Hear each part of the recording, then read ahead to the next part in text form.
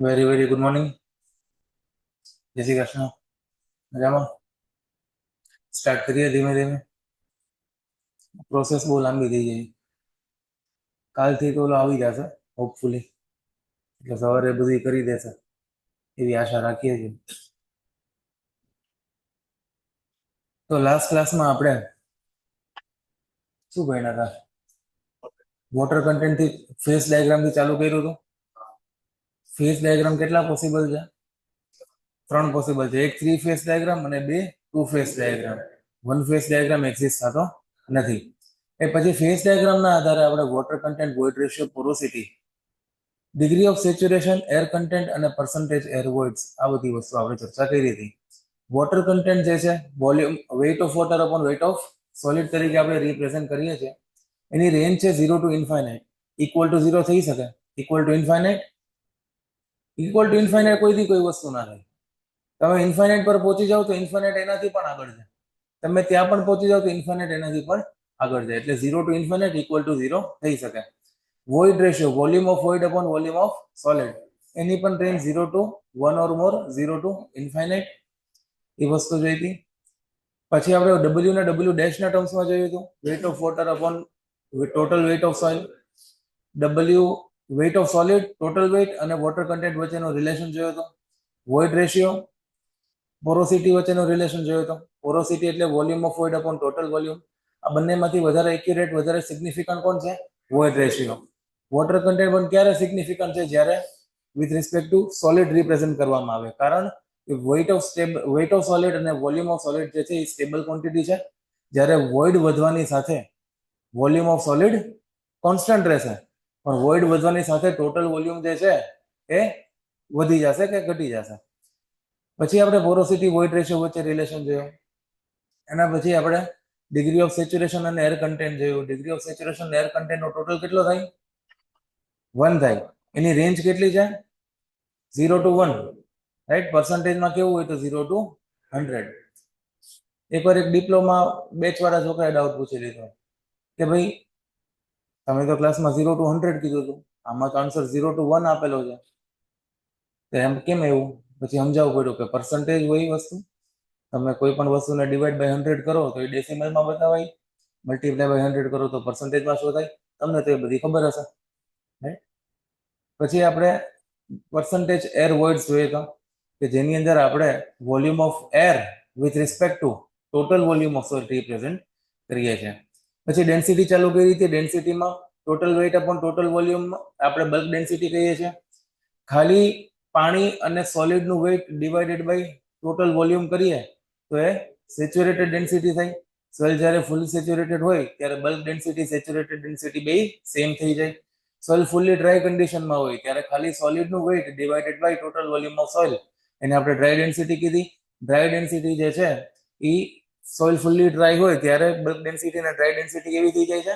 Same થઈ જાય છે. એના પછી ફર્ધર આપણે આગળ જોયું સોલિડ નહીં, કેવી? સબમર્જ ડેન્સિટી, કે જ્યારે પાણીની અંદર સોઇલનું પાર્ટિકલ સબમર્જ થયેલું હોય ત્યારે એના ઉપર બાયોન ફોર્સ લાગતું હોય. બાયોન ફોર્સ લાગે તો ઇફેક્ટિવ વેઇટ ઘટી જાય. ઇફેક્ટિવ વેઇટ ઘટી જાય તો આપણી ડેન્સિટી પણ ઘટી જાય. તો સબમર્જ ડેન્સિટી આપણે કઈ રીતના લખીએ તો કે effective weight upon density. Effective વેઇટને આપણે કીધું તો submerge weight upon density. Derive કરીને ફોર્મ્યુલા લાવ્યા હતા gamma saturated minus gamma W, right. એના પછી આપણે ડેન્સિટી ઓફ સોલિડ જોયું તો કે ખાલી સોલિડનું વેઇટ અને સોલિડનું વોલ્યુમ લઈએ તો કેટલી ડેન્સિટી મળે, એ વસ્તુ આપણે ચર્ચા કરી હતી. પછી સિક્વન્સ જોઈ હતી કે મેક્સિમમ સોલિડની ડેન્સિટી જોવા મળે છે, એના પછી સેચ્યુરેટેડ, એના પછી બલ્ક, એના પછી ડ્રાય, એના પછી સબમર્જ ડેન્સિટી. આ રીતના ડિસેન્ડિંગ ઓર્ડરમાં સિક્વન્સ રહી છે. હવે જીવનમાં આગળ વધવાનો સમય આવી ગયો છે. સ્પેસિફિક ગ્રેવિટી ચર્ચા કરીએ. જો સ્પેસિફિક ગ્રેવિટી બેઝિકલી શું વસ્તુ છે કે આપણે એક ટર્મ આવે છે રિલેટિવ ડેન્સિટી. કેવી ટર્મ છે? Relative density. આ વસ્તુ આપણે ફ્લુઇડ મિકેનિક્સમાં પણ ભણ્યા છીએ. રિલેટિવ ડેન્સિટી, કોઈ પણ એક મટીરિયલની ડેન્સિટી વિથ રિસ્પેક્ટ ટુ એની અધર મટીરિયલ આપણે કરીએ. કોઈ પણ એક મટીરિયલની ડેન્સિટી વિથ રિસ્પેક્ટ ટુ એની અધર મટીરિયલ આપણે રિપ્રેઝન્ટ કરીએ તો આ રેશિયોને આપણે રિલેટિવ ડેન્સિટી કહેવાય. કે મટીરિયલ 1 ની સાપેક્ષમાં, મટીરિયલ 2 ની સાપેક્ષમાં 1 ની ડેન્સિટી કેટલી? મટીરિયલ 1 ની સાપેક્ષમાં 2 ની ડેન્સિટી કેટલી? જેની સાપેક્ષમાં લખવાનું હોય એ ડિનોમિનેટરમાં આવે અને જેની ડેન્સિટી લખતા હોય એ ન્યુમરેટરમાં આવે. એટલે કોઈ પણ એક મટીરિયલની ડેન્સિટી વિથ રિસ્પેક્ટ ટુ એની અધર મટીરિયલની ડેન્સિટી લખવામાં આવે તો એને રિલેટિવ ડેન્સિટી કહેવાય. આ રિલેટિવ ડેન્સિટીમાં અગર આપણે કમ્પેરિઝનની અંદર વોટરની ડેન્સિટી લઈએ કે વોટરની સાપેક્ષમાં આ મટીરિયલની ડેન્સિટી કેટલી, તો પછી આ જે રેશિયો છે એ રિલેટિવ ડેન્સિટી જ છે, પણ એનો એક સ્પેશિયલ કેસ બની જશે જેને આપણે સ્પેસિફિક ગ્રેવિટી તરીકે ઓળખીએ છીએ. રાઈટ? આ ડબલ્યુ જેવું લાગે છે, આને આમ કરી નાખો. તો કોઈ પણ મટીરિયલની density with respect to water લખીએ અને કોઈ પણ ગેસની density with respect to air લખીએ, કોઈ પણ મટીરિયલની density with respect to water લખીએ અથવા તો કોઈ પણ ગેસની density with respect to air લખીએ તો એને સ્પેસિફિક ગ્રેવિટી કહેવાય. રાઈટ? સપોઝ કોઈ સોઇલ છે જેની ડેન્સિટી છે rho of soil is equal to 1500 kg પર મીટર ક્યુબ. વોટરની ડેન્સિટી kg પર મીટર ક્યુબમાં કેટલી થશે? 1000 kg પર મીટર ક્યુબ. તો આ જે આપણે રેશિયો લેશું 1500 ડિવાઇડ બાય 1000 અને જે મને આન્સર મળે એને સ્પેસિફિક ગ્રેવિટી કહેવાય. કેટલી થશે આની સ્પેસિફિક ગ્રેવિટી? 1.5. કોઈ યુનિટ આવશે સ્પેસિફિક ગ્રેવિટીનો? નહીં આવે. કેમ નહીં આવે? કેમ કે ઉપર અને નીચે બંને બાજુ સેમ ટર્મ છે એટલે યુનિટ શું થઈ જશે? કેન્સલ થઈ જશે. તો specific gravity is a unitless quantity કે જ્યારે આપણે કોઈ પણ મટીરિયલની density with respect to water represent કરવામાં આવે એને સ્પેસિફિક ગ્રેવિટી કહેવાય. રાઈટ? શું લખે છે ડેફિનિશનમાં? It is the ratio of unit weight of solid to the unit weight of water. સોઇલના ટર્મ્સમાં આપણે ચર્ચા કરીએ, પર્ટિક્યુલરલી સોઇલના ટર્મમાં આપણે ચર્ચા કરીએ તો સ્પેસિફિક ગ્રેવિટી કોને કહેવાય? કે ભાઈ સોલિડ ડેન્સિટી. કેવી density? Solid density divided by density of water. ગામાના ટર્મ્સમાં પણ લખી શકો અને રોના ટર્મ્સમાં પણ લખી શકો. રાઈટ? આમાં આપણે કઈ ડેન્સિટી લીધી? Density of solid. Solid unit weight આપણે કન્સિડર કર્યો છે. સોલિડ યુનિટ વેઇટ આપણે કઈ રીતના લખ્યો હતો? Weight of solid divide by volume of solid. શું આની અંદર કોઈ જાતના વોઇડ્સ કન્સિડર કરવામાં આવેલા છે? કોઈ જાતના વોઇડ્સ કન્સિડર કરવામાં આવેલા નથી. આવી રીતના સ્પેસિફિક ગ્રેવિટી લખાય. એકચ્યુઅલી સ્પેસિફિક ગ્રેવિટી છે ને એ બે પ્રકારની હોય. એક હોય ટ્રુ સ્પેસિફિક ગ્રેવિટી અને એક હોય bulk specific gravity. True specific gravity આવી રીતના લખાય. Solid with respect to water, કે જેની અંદર આપણે વોઇડ્સ કન્સિડર નથી કરતા, વિધાઉટ વોઇડ્સ વાળી ડેન્સિટી કન્સિડર કરીએ છીએ. જ્યારે બલ્ક સ્પેસિફિક ગ્રેવિટીની અંદર આપણે વોઇડ્સ પણ કન્સિડર કરીએ છીએ. એની વાત આપણે આગળના પેજમાં કરશું. શું કહે છે આ ડેફિનિશન?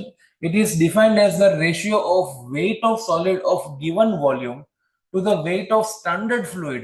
Standard fluid, આપણે સ્ટાન્ડર્ડ ફ્લુઇડ ની અંદર સોઇલના સાપેક્ષમાં વોટર લઈએ છીએ. કેમ વોટર લઈએ છીએ? કેમ કે બે પ્રકારના સ્ટાન્ડર્ડ ફ્લુઇડ આપણે જીવનમાં ભણીએ. એક સ્ટાન્ડર્ડ ફ્લુઇડ છે વોટર અને બીજું સ્ટાન્ડર્ડ ફ્લુઇડ છે એર. જ્યારે ગેસની વાત કરતા હોય ત્યારે એરની સાપેક્ષમાં લખીએ. અત્યારે આપણે સોઇલની વાત કરીએ છીએ એટલે કેની સાપેક્ષે લખશું? વોટરની સાપેક્ષમાં. તો સોઇલ માટે સ્ટાન્ડર્ડ ફ્લુઇડ કોણ બની જશે? વોટર. હાઇડ્રોજન માટે કોણ બની જશે? એર બની જશે. બરોબર? હાઇડ્રોજન ગેસ માટે, હાઇડ્રોજન લિક્વિડ માટે નહીં. પછી એમાં એવું હોય ને પાછું લિક્વિડ હાઇડ્રોજન ને ગેસ હાઇડ્રોજન. તો ચર્ચા આપણે એવી રીતના હતી.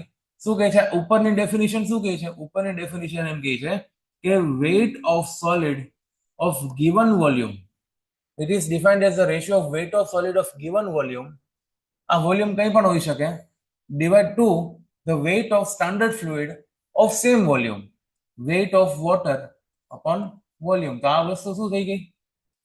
Gamma S. અને આ વસ્તુ શું થઈ ગઈ? Gamma W. એ રીતના આપણે આના પર આવ્યા. બરાબર? તમે વોલ્યુમ કેન્સલ પણ કરી શકો છો, તો પછી બેના વેઇટનો રેશિયો થઈ જશે. પણ આપણે કોન્સેપ્ચ્યુઅલી આ રીતના એને રિપ્રેઝન્ટ કરવાનું થાય. બે પ્રકારની સ્પેસિફિક ગ્રેવિટી, એક કહેવાય ટ્રુ સ્પેસિફિક ગ્રેવિટી, એક હોય માસ સ્પેસિફિક ગ્રેવિટી, અથવા તો બલ્ક સ્પેસિફિક ગ્રેવિટી, અથવા તો અપેરન્ટ સ્પેસિફિક ગ્રેવિટી. નામ ઘણા બધા છે. કઈ જ ચોખવટ કરેલી ના હોય કે ભાઈ બલ્કે ના લખ્યું હોય ને ટ્રુ પણ ના લખ્યું હોય, ખાલી સ્પેસિફિક ગ્રેવિટી જ લખ્યું હોય, તો આપણે શું કન્સિડર કરવાનું? ટ્રુ સ્પેસિફિક ગ્રેવિટી કન્સિડર કરીને ચાલવાનું, રાઈટ? તો આ ડેફિનેશન હતી ટ્રુ સ્પેસિફિક ગ્રેવિટી, અથવા તો એને કહેવાય એબ્સોલ્યુટ સ્પેસિફિક ગ્રેવિટી. બરોબર? અને એવી રિજિડિટી નહીં રાખવાની કે ભાઈ કઈ જ ચોખવટ ના કરી હોય તો ટ્રુ જ લઈને ચાલીશ. અગર ક્વેશ્ચનમાં આપણને ડેટા એવી રીતના આપેલા હોય, કેવી રીતના? એવી રીતના ડેટા આપેલા હોય કે ભાઈ તમને સ્પેસિફિક ગ્રેવિટી આટલી આપેલી છે, ફલાણી વસ્તુ આટલી આપેલી છે, પેલી વસ્તુ આટલી આપેલી છે, હવે આ વસ્તુ કેલ્ક્યુલેટ કરો. હવે એ ન્યુમેરિકલમાં તમારે એકચ્યુઅલી જરૂરિયાત બલ્ક સ્પેસિફિક ગ્રેવિટીની જ છે, તમારે ટ્રુ સ્પેસિફિક ગ્રેવિટીની જરૂર નથી. પણ ક્વેશ્ચનમાં ચોખવટ કરેલું નથી કે આ કઈ સ્પેસિફિક ગ્રેવિટીની વાત કરે છે. તો તરત ક્લાસવાળી વાત યાદ આવે કે ક્લાસમાં કીધેલું હતું કે કંઈ આપેલું ના હોય તો ટ્રુ લેવાનું. આમાં તો ટ્રુ આપેલી છે, મારે તો બલ્કની જરૂરિયાત છે, પણ એને બલ્ક કન્સિડર કરીને ચાલી જાવ, આન્સર તમારો આવી જશે. બરોબર? ઘણી જગ્યાએ પ્રોપર ચોખવટ કરવામાં નથી આવતી, અમુક વસ્તુ આપણે એઝ્યુમ કરીને ચાલુ પડતું હોય છે. પણ જનરલ કોન્સેપ્ટ આપણે એવા કહી છે કે કંઈ ચોખવટ કરેલી ના હોય તો ટ્રુ કન્સિડર આપણે કરી શકીએ છીએ. પછી સમય સંજોગ ને આધીન આપણે આપણા પાટિયા બેસાડવાના થાય. તો આ ચર્ચા કરી આપણે ટ્રુ સ્પેસિફિક ગ્રેવિટીની. જનરલ રેન્જ આપેલી છે આની. ઇનઓર્ગેનિક સોઇલ માટે 2.6 થી 2.9 સુધી આની ટ્રુ સ્પેસિફિક ગ્રેવિટી વેરી કરે છે, અને ઓર્ગેનિક સોઇલ માટે 1 થી લઈને 2 સુધી આની સ્પેસિફિક ગ્રેવિટી વેરી કરે છે. રાઈટ? આ યાદ રાખવાની કઈ જરૂર નથી, ખાલી આપણે મગજમાં ક્લિયર થાય કે આટલી સ્પેસિફિક ગ્રેવિટી હોય એટલા માટે આપેલું છે. નેક્સ્ટ ચર્ચા કરીએ. જો કેટલા નામ છે? Mass specific gravity, bulk specific gravity, apparent specific gravity. જેની અંદર આપણે શું કન્સિડર કર્યું? Total weight of soil of given volume to weight of water having same volume. એટલે ઉપર કયું વેઇટ લીધું આપણે? Total weight. વોલ્યુમ તો ટોટલ જ લેવાનું થાય, divide by weight of water upon એનું વોલ્યુમ. તો આ થઈ ગયું.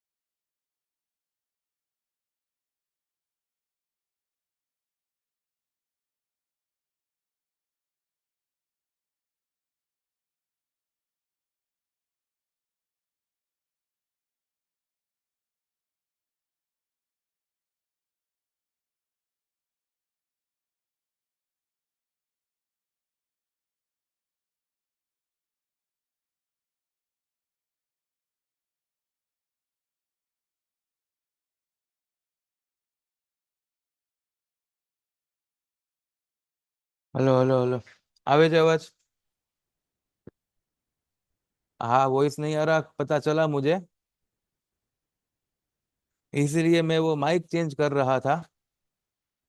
तो अभी माइक चेंज कर लिया है, आपको चिंता करने की जरूरत नहीं है। बीच में कुछ मैंने ऐसा कुछ बोला नहीं है। रिपीट करजो नहीं, कहीं बोलो ज नहीं, बरोबर? બધું હિન્દી એકવાર ભૂલી ગયો. તો અહીંયા ચર્ચા આપણે એ કરતા હતા કે ભાઈ ક્યાં ચર્ચા કરતા હતા આપણે? અહીંયા જતા ને, આ થઈ ગયું મારું બલ્ક ડેન્સિટી, આ થઈ ગયું મારું ગામા ડબલ્યુ. તો આ રેશિયો આપણો બલ્ક સ્પેસિફિક ગ્રેવિટીનો આવી રીતના થઈ જાય gamma B upon gamma W, અથવા તો rho B upon rho W. આ રીતના આપણે કન્સિડર લખેલું છે. આ રીતના કન્સિડર કરી શકીએ. માસ સ્પેસિફિક ગ્રેવિટીને આપણે GM દ્વારા રિપ્રેઝન્ટ કરીએ છીએ, જ્યારે ટ્રુ સ્પેસિફિક ગ્રેવિટીને ખાલી G દ્વારા રિપ્રેઝન્ટ કરીએ છીએ. કોણ વધારે હશે, ટ્રુ સ્પેસિફિક ગ્રેવિટી કે માસ સ્પેસિફિક ગ્રેવિટી? બંનેમાંથી વધારે કોણ હશે? પાકી વાત, ટ્રુ વધારે હશે. ઓકે, તો નોટ 1 છે કે હંમેશા solid specific gravity, absolute specific gravity અથવા તો ટ્રુ સ્પેસિફિક ગ્રેવિટી જે છે એ માસ સ્પેસિફિક ગ્રેવિટી કરતા વધારે હશે, કારણ કે મને ખબર છે કે gamma S is greater than gamma B. બીજું, ભારત દેશની અંદર specific gravity is reported at 27 degree Celsius. કેમ 27 ડિગ્રી સેલ્સિયસ? કેમ કે ઇન્ડિયાનું સ્ટાન્ડર્ડ રૂમ ટેમ્પરેચર કેટલું નોંધવામાં આવે છે? 27 ડિગ્રી સેલ્સિયસ. બરાબર, તમે કોઈ બીજા કન્ટ્રીમાં જાઓ જે કમ્પેરેટિવલી ઠંડા હોય, યુકે છે કે પછી કેનેડા છે, યુએસએ છે, તો ત્યાં 20+ ટેમ્પરેચર થાય તો હીટ વેવ આવી જાય. બરોબર, અને આપણે 27 તો સ્ટાન્ડર્ડ ટેમ્પરેચર છે. એટલે 27 ડિગ્રી સ્ટાન્ડર્ડ રૂમ ટેમ્પરેચર છે, એટલે સ્પેસિફિક ગ્રેવિટી જે છે એ કેટલા ડિગ્રી પર નોટ કરવામાં આવે છે? 27 ડિગ્રી સેલ્સિયસ પર. And if it is required to be computed at any other temperature, કોઈ પણ બીજા ટેમ્પરેચર માટે મારે જોઈતી હોય તો નીચેની ફોર્મ્યુલા વાપરી અને તમે કેલ્ક્યુલેટ કરી શકો છો. સપોઝ કે ભાઈ તમારે 4 ડિગ્રી સેલ્સિયસ ઉપર જોઈએ, સપોઝ કે 10 ડિગ્રી સેલ્સિયસ ઉપર તમારે સ્પેસિફિક ગ્રેવિટી જોઈએ છે. મને 27 ડિગ્રી વાળી સ્પેસિફિક ગ્રેવિટી ખબર છે અને મારે 10 ડિગ્રી વાળી જોઈએ છે. કેટલા ડિગ્રી વાળી? 10 ડિગ્રી વાળી જોઈએ છે. તો આ રિલેશન વાપરી specific gravity 27 multiply by gamma W at 27 equal to specific gravity at any temperature multiply by એ ટેમ્પરેચર પરનું ગામા ડબલ્યુ. આ રિલેશન યુઝ કરીને કોઈ પણ ટેમ્પરેચર માટે તમે કેલ્ક્યુલેટ કરી શકો છો. રિલેશન યાદ રાખવાનો છે. આજ સુધી કોઈ સવાલ આ રિલેશનમાંથી પૂછાણો નથી. ભવિષ્યમાં પૂછાઈ શકે છે. બરોબર, દરેક બેચમાં યાદ રાખવાનું કહીએ છે અને પૂછાતો નથી. એક વખત યાદ ન રાખીને જોઈ લ્યો, કદાચ પૂછાઈ જાય. બરોબર, તો આટલી બધી આપણે ચર્ચા કરી. જે પણ આપણે ચર્ચા કરી છે આખા ચેપ્ટરમાં, એમાંથી જે પણ બધી ઇમ્પોર્ટન્ટ ફોર્મ્યુલા છે એનું લિસ્ટ આની અંદર છે. હવે આ ચેપ્ટરની તમે જ્યારે ESE સોલ્વ કરવા બેસશો ત્યારે તમારે આખી આ બધી ફોર્મ્યુલાસની જરૂર પડશે. અમુક વાર એક જ ક્વેશ્ચનમાં 2 થી 3 ફોર્મ્યુલા પણ યુઝ થતી હોય, તો કેવું કે ભાઈ આ ચેપ્ટરના જ્યારે MCQ કરવા બેસીએ ત્યારે આ પેજ ખુલ્લું રાખીને બેસવાનું. જ્યારે જે ફોર્મ્યુલાની જરૂર પડતી હોય એ ફોર્મ્યુલા જોઈને યાદ રાખી, જોઈને એપ્લાય કરી દેવાની. રાઈટ, આપણે કોઈ ફોર્મ્યુલા યાદ રાખવી હોય તો શું કરીએ? એ ફોર્મ્યુલાને 5 વાર વાંચીએ, 10 વાર લખીએ, 10 વાર વાંચીએ અને 2 વાર લખીએ, કે ગમે એ કરીએ. એ ફોર્મ્યુલા યાદ એવી રીતના ના રહી. કદાચ ટેમ્પરરી રહી જાય, ફોર ધ ટાઈમ બિંગ આપણને યાદ રહી જાય, બરોબર, પણ વસ્તુ કેવી છે કે એ લોંગ ટર્મ યાદ ના રહી. એટલે એને તમારે વ્યવસ્થિત યાદ રાખવા હોય તો શું કરવાનું કે એ ન્યુમેરિકલ, એ ફોર્મ્યુલા વાપરીને જેટલા આવતા હોય એ ન્યુમેરિકલ તમારે સોલ્વ કરવાના થાય. રાઈટ, અને એવા ઈ ફોર્મ્યુલા વાળા ન્યુમેરિકલ ના મળતા હોય તમને, આ પર્ટિક્યુલર આના માટે વાત નથી કરતો, જનરલી વાત કરું છું, એ પર્ટિક્યુલર ફોર્મ્યુલાના ન્યુમેરિકલ ના મળતા હોય તો ChatGPT માં એ ફોર્મ્યુલા નાખવાની અને કહેવાનું કે આ ફોર્મ્યુલા વાળા 15 ન્યુમેરિકલ બનાવીને આપ, સિમ્પલ સિમ્પલ. તો એ બનાવી દેશે અને તમારે સોલ્વ કરી દેવાના. આવી રીતના જીવનમાં આગળ વધી જવાનું. બરોબર, તો આ જે ફોર્મ્યુલા છે આમાંથી અમુક ફોર્મ્યુલા આપણે ચર્ચામાં આવી ગઈ છે અને અમુક નથી પણ આવી, તો બધી એક એક પછીને એક એક કરીને જોઈ લઈએ. જો આ ફોર્મ્યુલા તમે જોઈ લીધી, E equal to porosity upon 1 minus porosity, porosity equal to void ratio upon 1 plus void ratio, આ જોઈ લીધી. પછી WS, WT અને W વચ્ચેનું relation, volume of solid, total volume અને વોઇડ રેશિયો વચ્ચેનું રિલેશન, આ પણ જોઈ લીધી. આ જોઈ હતી W ડેશ ના ટર્મ્સમાં વોટર કન્ટેન્ટ W ડેશ અને W ના વચ્ચે રિલેશન, અને આ પણ જોઈ હતી percentage air voids equal to porosity multiply by air content. ઉપરની બધી નવી છે, જોઈએ. આને આના ક્વેશ્ચન મેક્સિમમ પૂછાય છે. બરોબર, આને આપણે આ રીતના લખીએ. SE equal to WG. બરોબર, સેવા કરીને બધા માણસો યાદ રાખે છે આને. S એટલે સ્પેસિફિક ગ્રેવિટી નહીં, S એટલે ડિગ્રી ઓફ સેચ્યુરેશન, E એટલે વોઇડ રેશિયો, W એટલે વોટર કન્ટેન્ટ અને G એટલે સ્પેસિફિક ગ્રેવિટી. કઈ ચોખવટ નથી તો સાઈડમાં કેવું લખી દીધું? True specific gravity. રાઈટ? આના આધારે કેવા ન્યુમેરિકલ બને કે ભાઈ એવું તમને કહી કે if void ratio of a soil sample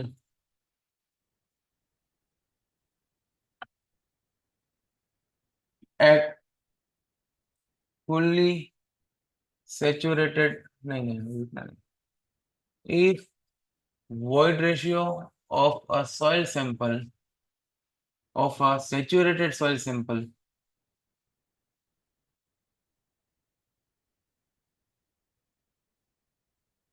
is 0.5, calculate its water content if specific gravity is 2.0. તો કરો કેલ્ક્યુલેટ.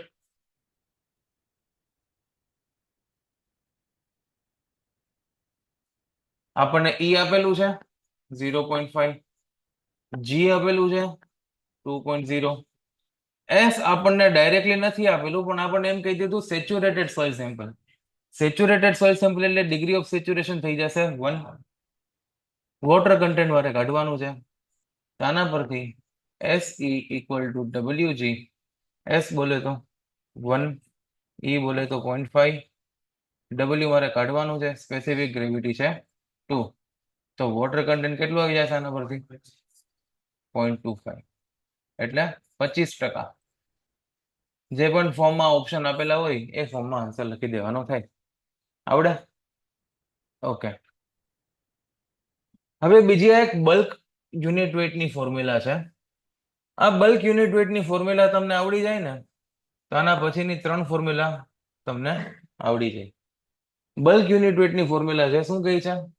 તો કે G plus SC upon 1 plus E into gamma W. G plus SC upon 1 plus E into gamma W. કાં તો એમ કરો કે G plus SC gamma W upon 1 plus E. S degree of saturation, E void ratio, G specific gravity, gamma W unit weight of water. હવે આપણને ખબર છે કે soil જ્યારે ફુલ્લી સેચ્યુરેટેડ હોય ત્યારે ડિગ્રી ઓફ સેચ્યુરેશન કેટલું હોય? 1. તો ગામા સેચ્યુરેટેડમાં S ની વેલ્યુ કેવી લખી દીધી? 1 લખી દીધી. એટલે એની ફોર્મ્યુલા બની ગઈ G plus E upon 1 plus E into gamma W. Degree of saturation કેટલું લખ્યું આપણે? 100% કન્સિડર કર્યું અને S કેટલું લખ્યું? 1. 1 તો ભગવાન હોય, મલ્ટિપ્લિકેશનમાં મન દેખાય નહીં એટલે 1 છુપાઈ ગયો, G plus E upon 1 plus E થઈ ગયું. હવે આપણને ખબર છે કે ડ્રાય કન્ડિશનમાં ડિગ્રી ઓફ સેચ્યુરેશન 0 હોય. 0 સાથે કોઈ પણ મલ્ટીપ્લાય થઈને પોતે પણ 0 બની જાય. તો G S ઇન્ટુ E બે 0 થઈ ગયું એટલે એડિશનમાં પાછો 0 ભગવાન હોય, એડિશનમાં દેખાય નહીં 0 એટલે G plus 0 into gamma W એટલે G gamma W upon 1 plus E.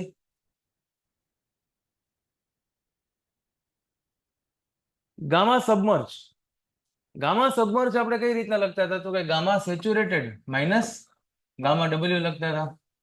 તો આમાં આપણે માઇનસ ગામા W કરી દઈએ. માઇનસ ગામા W એમને એમ ન કરાય, અહીંયા 1 પ્લસ E સાથે મલ્ટીપ્લાય ને ડિવાઈડ કરવું પડે તો પછી કંઈક હિસાબ સેટ થાય. બરોબર? આની અંદર તમે કેલ્ક્યુલેશન કરો તો પછી તમને આ વાળી ફોર્મ્યુલા મળે. બરોબર? હવે આની કેલ્ક્યુલેશન આપણે કઈ રીતના સેટ કરવાની? તો કે આ જતું કરો, આપણને એવું કંઈક ખબર પડે કે ગામા સબમર્જ લખતી વખતે આપણે આવી રીતના કંઈક કરતા હતા. કેવી રીતના કરતા હતા? આવી રીતના gamma saturated minus gamma W આપણે કરતા હતા. તો ગામા સબમર્જની ફોર્મ્યુલામાં માઇનસ આવતું હતું એટલે આની અંદર G માંથી માઇનસ થઈ જાય. કેટલું માઇનસ થઈ જાય? 1 થી જેવું ડેરિવેશન કરવું હોય તો તમને ગણીને બતાવી દઉં, એવું કઈ નહીં. આમાં આપણે ગામા ડબલ્યુ માઇનસ કરીએ, 1 પ્લસ ઈ સાથે મલ્ટીપ્લાય અને ડિવાઈડ કરીએ અને આનું કેલ્ક્યુલેશન કરીએ. તો કઈ રીતના કેલ્ક્યુલેશન થાય જુઓ ધ્યાનથી. જી ગામા ડબલ્યુ તો કોમન નીકળી જાય ને, જી પ્લસ ઈ -1 માઇનસ ઈ અપોન 1 પ્લસ ઈ. જો શું કેન્સલ થાય, ઈ કેન્સલ થાય તો શું બને, જી -1 અપોન 1 પ્લસ ઈ.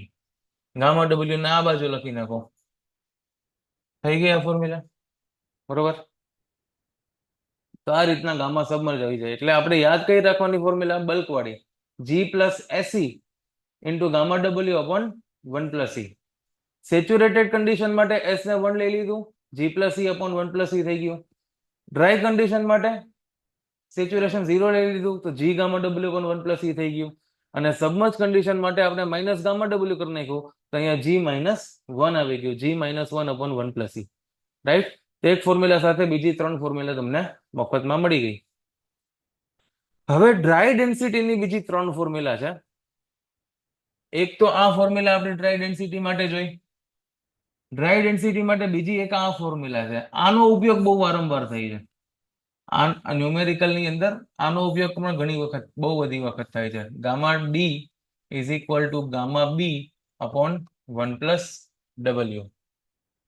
આપણી પાસે બલ્ક ડેન્સિટી છે, આપણી પાસે સપોઝ બલ્ક ડેન્સિટી છે અને આપણે એની ડ્રાય ડેન્સિટી ફાઇન્ડ કરવી છે, તો આપણે એ પર્ટિક્યુલર સોઇલને ઓવનમાં નાખી દેવાની. ઓવનમાં નાખી ઓવન ડ્રાય કરી વોટર કન્ટેન્ટ ફાઇન્ડ કરી લેવાનું. વોટર કન્ટેન્ટ ફાઇન્ડ થઈ જાય એટલે આ ફોર્મ્યુલા વાપરીને ડ્રાય ડેન્સિટી આપણે કેલ્ક્યુલેટ કરવાની થાય. આ ફોર્મ્યુલા આપણે ક્યારે યુઝ કરીએ, જ્યારે આપણે કોમ્પેક્શન વાળું ચેપ્ટર ભણશું, કોમ્પેક્શન, ત્યારે આપણે આ વાળી ફોર્મ્યુલાને બહુ બધી વાર વાપરશું. કારણ કે કોમ્પેક્શન ની અંદર ડ્રાય ડેન્સિટીનો મેક્સિમમ ઉપયોગ કરવામાં આવશે. અને આ ફોર્મ્યુલા છે ને એક ગ્રાફ પરથી આવી છે. એક ગ્રાફ પરથી આવેલી ફોર્મ્યુલા. આપણે આની આ ચેપ્ટરની અંદર તમને બહુ કામ નહીં આવે, પણ અગેન કોમ્પેક્શન વાળા ચેપ્ટરમાં આ ફોર્મ્યુલા તમને કામ લાગશે. Gamma D equal to 1 minus eta A G gamma W પણ 1 પ્લસ ડબલ્યુ જી. આ ફોર્મ્યુલાના આધારે કોઈ ન્યુમેરિકલ હજી સુધી નથી આવ્યા અને લગભગ આવશે પણ નહીં. આ ફોર્મ્યુલા છે એ તમારી આ શું છે, પર્સન્ટેજ એર વોઇડ છે ને, પર્સન્ટેજ એર વોઇડ. તો આને એર વોઇડ લાઈન કહેવાય. શું કહેવાય, air void line. Air void લાઈનની ફોર્મ્યુલા છે. આ જે ગ્રાફ આવે, ગ્રાફની અંદર જે આપણે સ્ટ્રેટ લાઈન આવે એ લાઈનની ઇક્વેશન આ છે. તો ઇક્વેશનના સ્વરૂપે તમને કદાચ ડાયરેક્ટલી પૂછાઈ શકે છે, પણ આમ આવી રીતના ન્યુમેરિકલ વાઇઝ ક્યારે પણ નહીં પૂછાય. તો અગેન આ પણ આપણે કોમ્પેક્શન વાળા ચેપ્ટરમાં ચર્ચા કરશું. રાઈટ. આના આધારે ન્યુમેરિકલ ઘણા બધા આવે છે. Gamma B upon 1 plus W વાળી ફોર્મ્યુલા વાપરીને ઘણા બધા ન્યુમેરિકલ આપણા સોલ્વ થાય છે. તો આને આપણે સોલ ઓફ સોઇલ કીધું.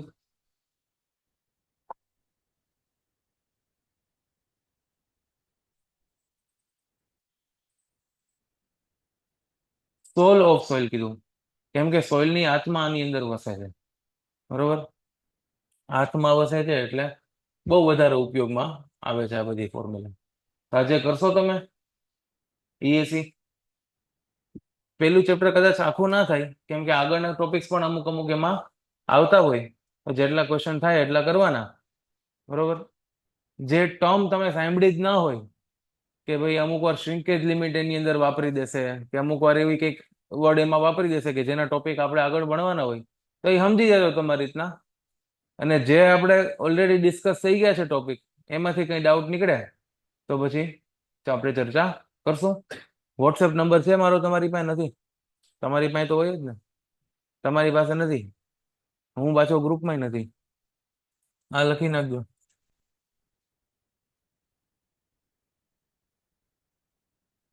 આના ઉપર આપણે ફોટા મોકલી દેવાના, તમને જવાબ મળી જશે. મળી જાય જ ને જવાબ, પાકું ને? આ લોકોને પૂછી લેવાનું. દિવસ પૂરો થાય ત્યાં સુધી મળી જાય લગભગ. અમુક વાર નેક્સ્ટ ડે થાય.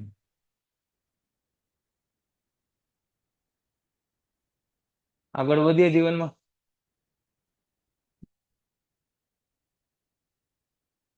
કન્સિસ્ટન્સી ઓફ સોઇલ, આ સરસ ટોપિક છે. મોકલો ને નથી, લે મોકલો એટલે હું.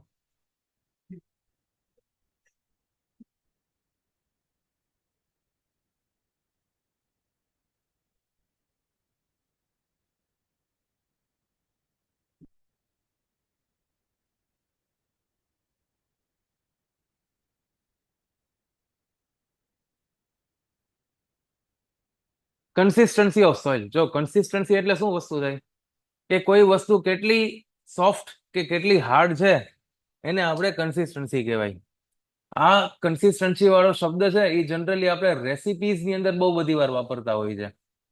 બરોબર, ઈડલી ઢોસાનું ખીરું બનાવવું છે તો એની કન્સિસ્ટન્સી બહુ પતલી ના થઈ જાય, બહુ જાડી ના થઈ જાય, એ વસ્તુનું ધ્યાન રાખવું પડે.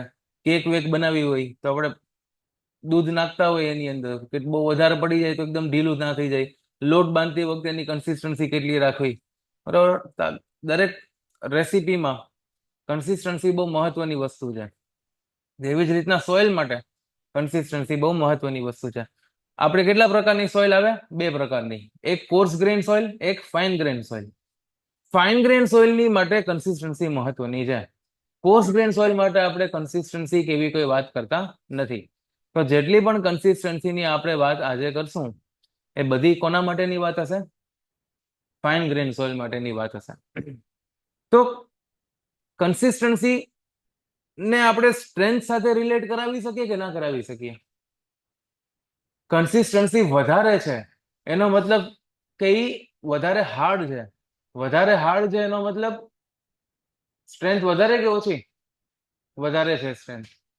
હવે પાણી ઉમેરતા જાવ, ઉમેરતા જાવ, ઉમેરતા જાવ, ઉમેરતા જાવ, ઉમેરતા જાવ, કન્સિસ્ટન્સી પતલી થતી જાય. કન્સિસ્ટન્સી શું થતી જાય? પતલી થતી જાય, ઓછી થતી જાય. જેથી કરીને સોઇલ કેવી બને? સોફ્ટ બને અને સ્ટ્રેન્થ એની ઓછી થઈ જાય. તો સ્ટ્રેન્થની સાથે પણ આપણે રિલેશન એસ્ટાબ્લિશ આનો કરાવી શકીએ છીએ. કન્સિસ્ટન્સી જે છે એ મેઇનલી ડિપેન્ડ કોના ઉપર કરે? પાણી ઉપર. પાણી બહુ વધારે તો કન્સિસ્ટન્સી વધારે, પાણી બહુ ઓછું તો કન્સિસ્ટન્સી, અચ્છા ઊંધું બોલાઈ ગયું. આપણે વધારે ઓછી નહીં બોલીએ, ઘાટી ને પતલી બોલશું, બરોબર.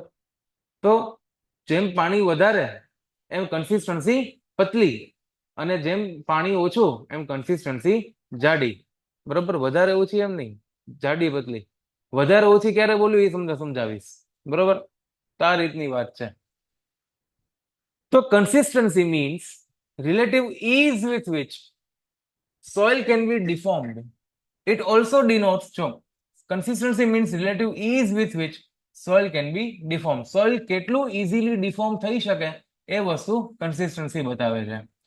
It also denotes the degree of firmness, કે soil કેટલી firm છે, કેટલી hard છે, of soil, which may be termed as soft, stiff or hard. Indirectly, it also represents the strength of soil, shear strength of soil. And this term is used only for fine grain soil. ખાલી ને ખાલી fine grain soil માટે એટલે કે cohesive soil માટે આ term નો use થાય છે. It is related with water content. Water content ની સાથે મજબૂત રિલેશન ધરાવે છે. એટલે જેટલી પણ કન્સિસ્ટન્સી છે એ ખાલી ને ખાલી વોટર કન્ટેન્ટ ઉપર ડિપેન્ડ કરે, બરોબર. જેટલું વોટર વધારે, જેટલું વોટર ઓછું, એના ઉપર આપણે કન્સિસ્ટન્સી ડિપેન્ડ કરશે. માની લ્યો, શું કરી લ્યો? માની લ્યો કે તમે એક વાટકામાં અડધો વાટકો ભરીને સોઇલ લીધી. હવે આની અંદર તમે પાણી એડ કરતા રહ્યા, કરતા રહ્યા, કરતા રહ્યા, કરતા રહ્યા, કરતા રહ્યા, કરતા રહ્યા, કરતા રહ્યા, કરતા રહ્યા, કરતા રહ્યા. પાણી એડ કર્યા રાખ્યું, કર્યા રાખ્યું, કર્યા રાખ્યું, કર્યા રાખ્યું, કર્યા રાખ્યું. હવે એ સોઇલ છે એ સોઇલ નથી રહી, એ પાણી જ બની ગયું છે, બરોબર. શું બની ગયું છે? પાણી જ બની ગયું છે. પાણીની સાથે સાથે ફ્લો થાય છે. આપણે બોનવીટા હોય, બોનવીટાનો ડબ્બો છે, તો બોનવીટાના ડબ્બામાં ચમચી ભરીને બોનવીટા લઈએ તો એ બોનવીટા કેવું છે? સોલિડ છે. પછી અગર એ ડબ્બામાં આપણે દૂધ નાખીએ, દૂધના ગ્લાસમાં બોનવીટા નહીં, બોનવીટાના ડબ્બામાં આપણે દૂધ નાખીએ થોડું થોડું થોડું થોડું, તો એ થોડુંક એવું થતું જાય, પતલું થતું જાય એમ નહીં. એટલે થોડુંક દૂધ તમે નાખશો એટલે એ થોડુંક તમે એને ચમચી ફેરવશો તો હાર્ડ લાગશે તમને. પછી જેમ જેમ દૂધ વધારતા જશો એમ એમ ઢીલું ઢીલું ઢીલું ઢીલું થતું જશે. અને દૂધ નાખતા જ રહ્યો નાખતા જ રહ્યો નાખતા જ રહ્યો, ડબ્બો છલકાઈ ગયો તો હજી નાખતા જ રહ્યો નાખતા જ રહ્યો નાખતા જ રહ્યો તો શું થાય કે દૂધની જેમ એ પણ ફ્લુઇડ બની જાય. બરોબર, એ પણ એકદમ ફ્લો થવા લાગે લિક્વિડની જેમ. તો એવી કન્ડિશન સોઇલની કે એની અંદર એટલું બધું પાણી છે એટલું બધું પાણી છે એટલું બધું પાણી છે કે એ લિક્વિડની જેમ ફ્લો થવા લાગે છે. તો એવી કન્ડિશન ઓફ સોઇલને આપણે લિક્વિડ સ્ટેજ કહીએ છીએ.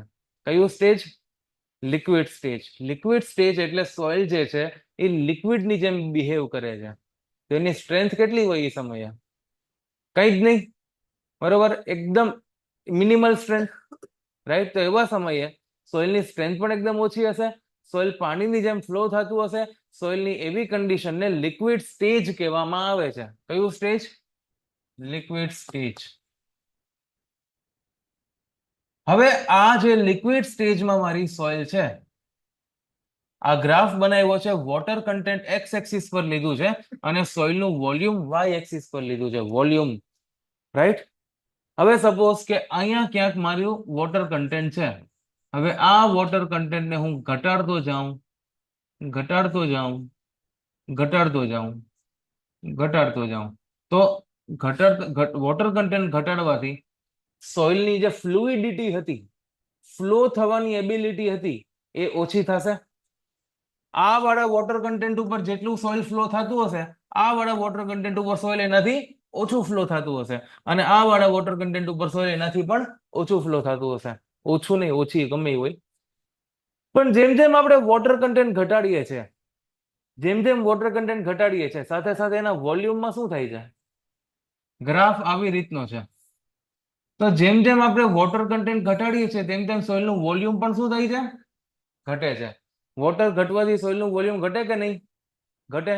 વોલ્યુમ, વોટર ઘટ્યું તો સોઇલનું વોલ્યુમ ઘટ્યું. વોટર કન્ટેન્ટ ઘટ્યું તો સોઇલનું વોલ્યુમ પણ ઘટ્યું. એવી રીતના વોટર કન્ટેન્ટ ઘટતું જાય, સોઇલનું વોલ્યુમ ઘટતું જાય, ઘટતું ઘટતું ઘટતું ઘટતું ઘટતું ઘટતું ઘટતું ઘટતું ઘટતું ઘટતું ઘટતું ઘટતું એક વોટર કન્ટેન્ટની લિમિટ આવે કે જે લિમિટ ઉપર સોઇલ હવે લિક્વિડની જેમ બિહેવ કરવાનું બંધ કરી દીધું છે. સોઇલ જ્યારે અહીંયા હતી ત્યારે એકદમ ફ્લો થતી હતી. જેમ જેમ જેમ જેમ નજીક આવતી ગઈ એમ એમ ફ્લો થવાની એબિલિટી ઘટતી ગઈ ઘટતી ગઈ ઘટતી ગઈ ઘટતી ગઈ ઘટતી ગઈ ઘટતી ગઈ ઘટતી ગઈ ઘટતી ગઈ ઘટતી ગઈ ઘટતી ગઈ ઘટતી ગઈ અને એક વોટર કન્ટેન્ટ એવું આવ્યું કે જે વોટર કન્ટેન્ટ ઉપર સોઇલે ફ્લો થવાનું બંધ કરી દીધું છે. સોઇલે લિક્વિડની જેમ બિહેવ કરવાનું બંધ કરી દીધું છે. એવી લિમિટને કહેવાય લિક્વિડ લિમિટ, કે હવે સોઇલ લિક્વિડની જેમ બિહેવ નહીં કરે. રાઈટ? તો કોની જેમ બિહેવ કરશે? સોઇલ બિહેવ કરશે હવે પ્લાસ્ટિકની જેમ. પ્લાસ્ટિકની જેમ એટલે જેવી રીતના આ પ્લાસ્ટિકની બોટલ છે, આ પ્લાસ્ટિકની બોટલને દબાવીએ તો શું થાય? દબાઈ ગઈ. પછી ફૂલાવીએ તો શું થાય? ફૂલાઈ ગઈ. તો જે શેપમાં એને કન્વર્ટ કરવું હોય એ શેપમાં આપણે કન્વર્ટ કરી શકીએ છીએ. કોઈ પણ શેપમાં એને કન્વર્ટ કરી શકીએ છીએ. ક્રેક પડી કે આમાં? ન પડી. તો સોઇલ પ્લાસ્ટિકની જેમ બિહેવ કરશે, એટલે કે એક શેપથી બીજા શેપમાં એને કન્વર્ટ કરવા પર કોઈ પણ જાતનો ક્રેક પડશે નહીં. આ કુંભારજી કુંભારકામ કરીને રમકડા બનાવે, માટીના માટલા બનાવે, એ બધી વસ્તુ પ્લાસ્ટિક સ્ટેજની અંદર પરફોર્મ થાય છે. સોઇલ પ્લાસ્ટિક સ્ટેજમાં નહીં હોય તો એ રમકડા બનાવવાની મજા આવશે નહીં. રાઈટ? તો એ પ્રોપર્ટી સોઇલની કે જે પ્રોપર્ટીની મદદથી એને કોઈ પણ શેપમાં કન્વર્ટ કરી શકીએ, પ્રોપર્ટીને ભલે પ્લાસ્ટિસિટી કહેવાય પણ એ બિહેવિયરને આપણે પ્લાસ્ટિક સ્ટેજ કહેવાય. કે આ વોટર કન્ટેન્ટની અંદર સોઇલ કેની જેમ બિહેવ કરશે? પ્લાસ્ટિકની જેમ બિહેવ કરશે. તો સોઇલ કહેવામાં આવશે પ્લાસ્ટિક સ્ટેજની અંદર. રાઈટ? શું એ લિક્વિડ લિમિટ પછી હંમેશા માટે પ્લાસ્ટિકની જેમ બિહેવ કરશે? નહીં. એમાં આપણે વોટર કન્ટેન્ટ ઘટાડતા જઈએ ઘટાડતા જઈએ ઘટાડતા જઈએ, સામે વોલ્યુમ ઘટે કે નહીં? સામે વોલ્યુમ પણ ઘટે. વોટર કન્ટેન્ટ ઘટાડતા જઈએ વોલ્યુમ ઘટતું જાય, વોટર કન્ટેન્ટ ઘટાડતા જાય વોલ્યુમ ઘટતું જાય. વોટર કન્ટેન્ટ ઘટાડતા જઈએ એમ પ્લાસ્ટિકની જેમ બિહેવ કરવાની એબિલિટી ઓછી થતી જાય. અને એક વોટર કન્ટેન્ટ એવું આવશે કે જે વોટર કન્ટેન્ટ પર સોઇલે પ્લાસ્ટિકની જેમ બિહેવ કરવાનું બંધ કરી દીધું. એ વોટર કન્ટેન્ટની લિમિટને પ્લાસ્ટિક લિમિટ કહેવામાં આવશે.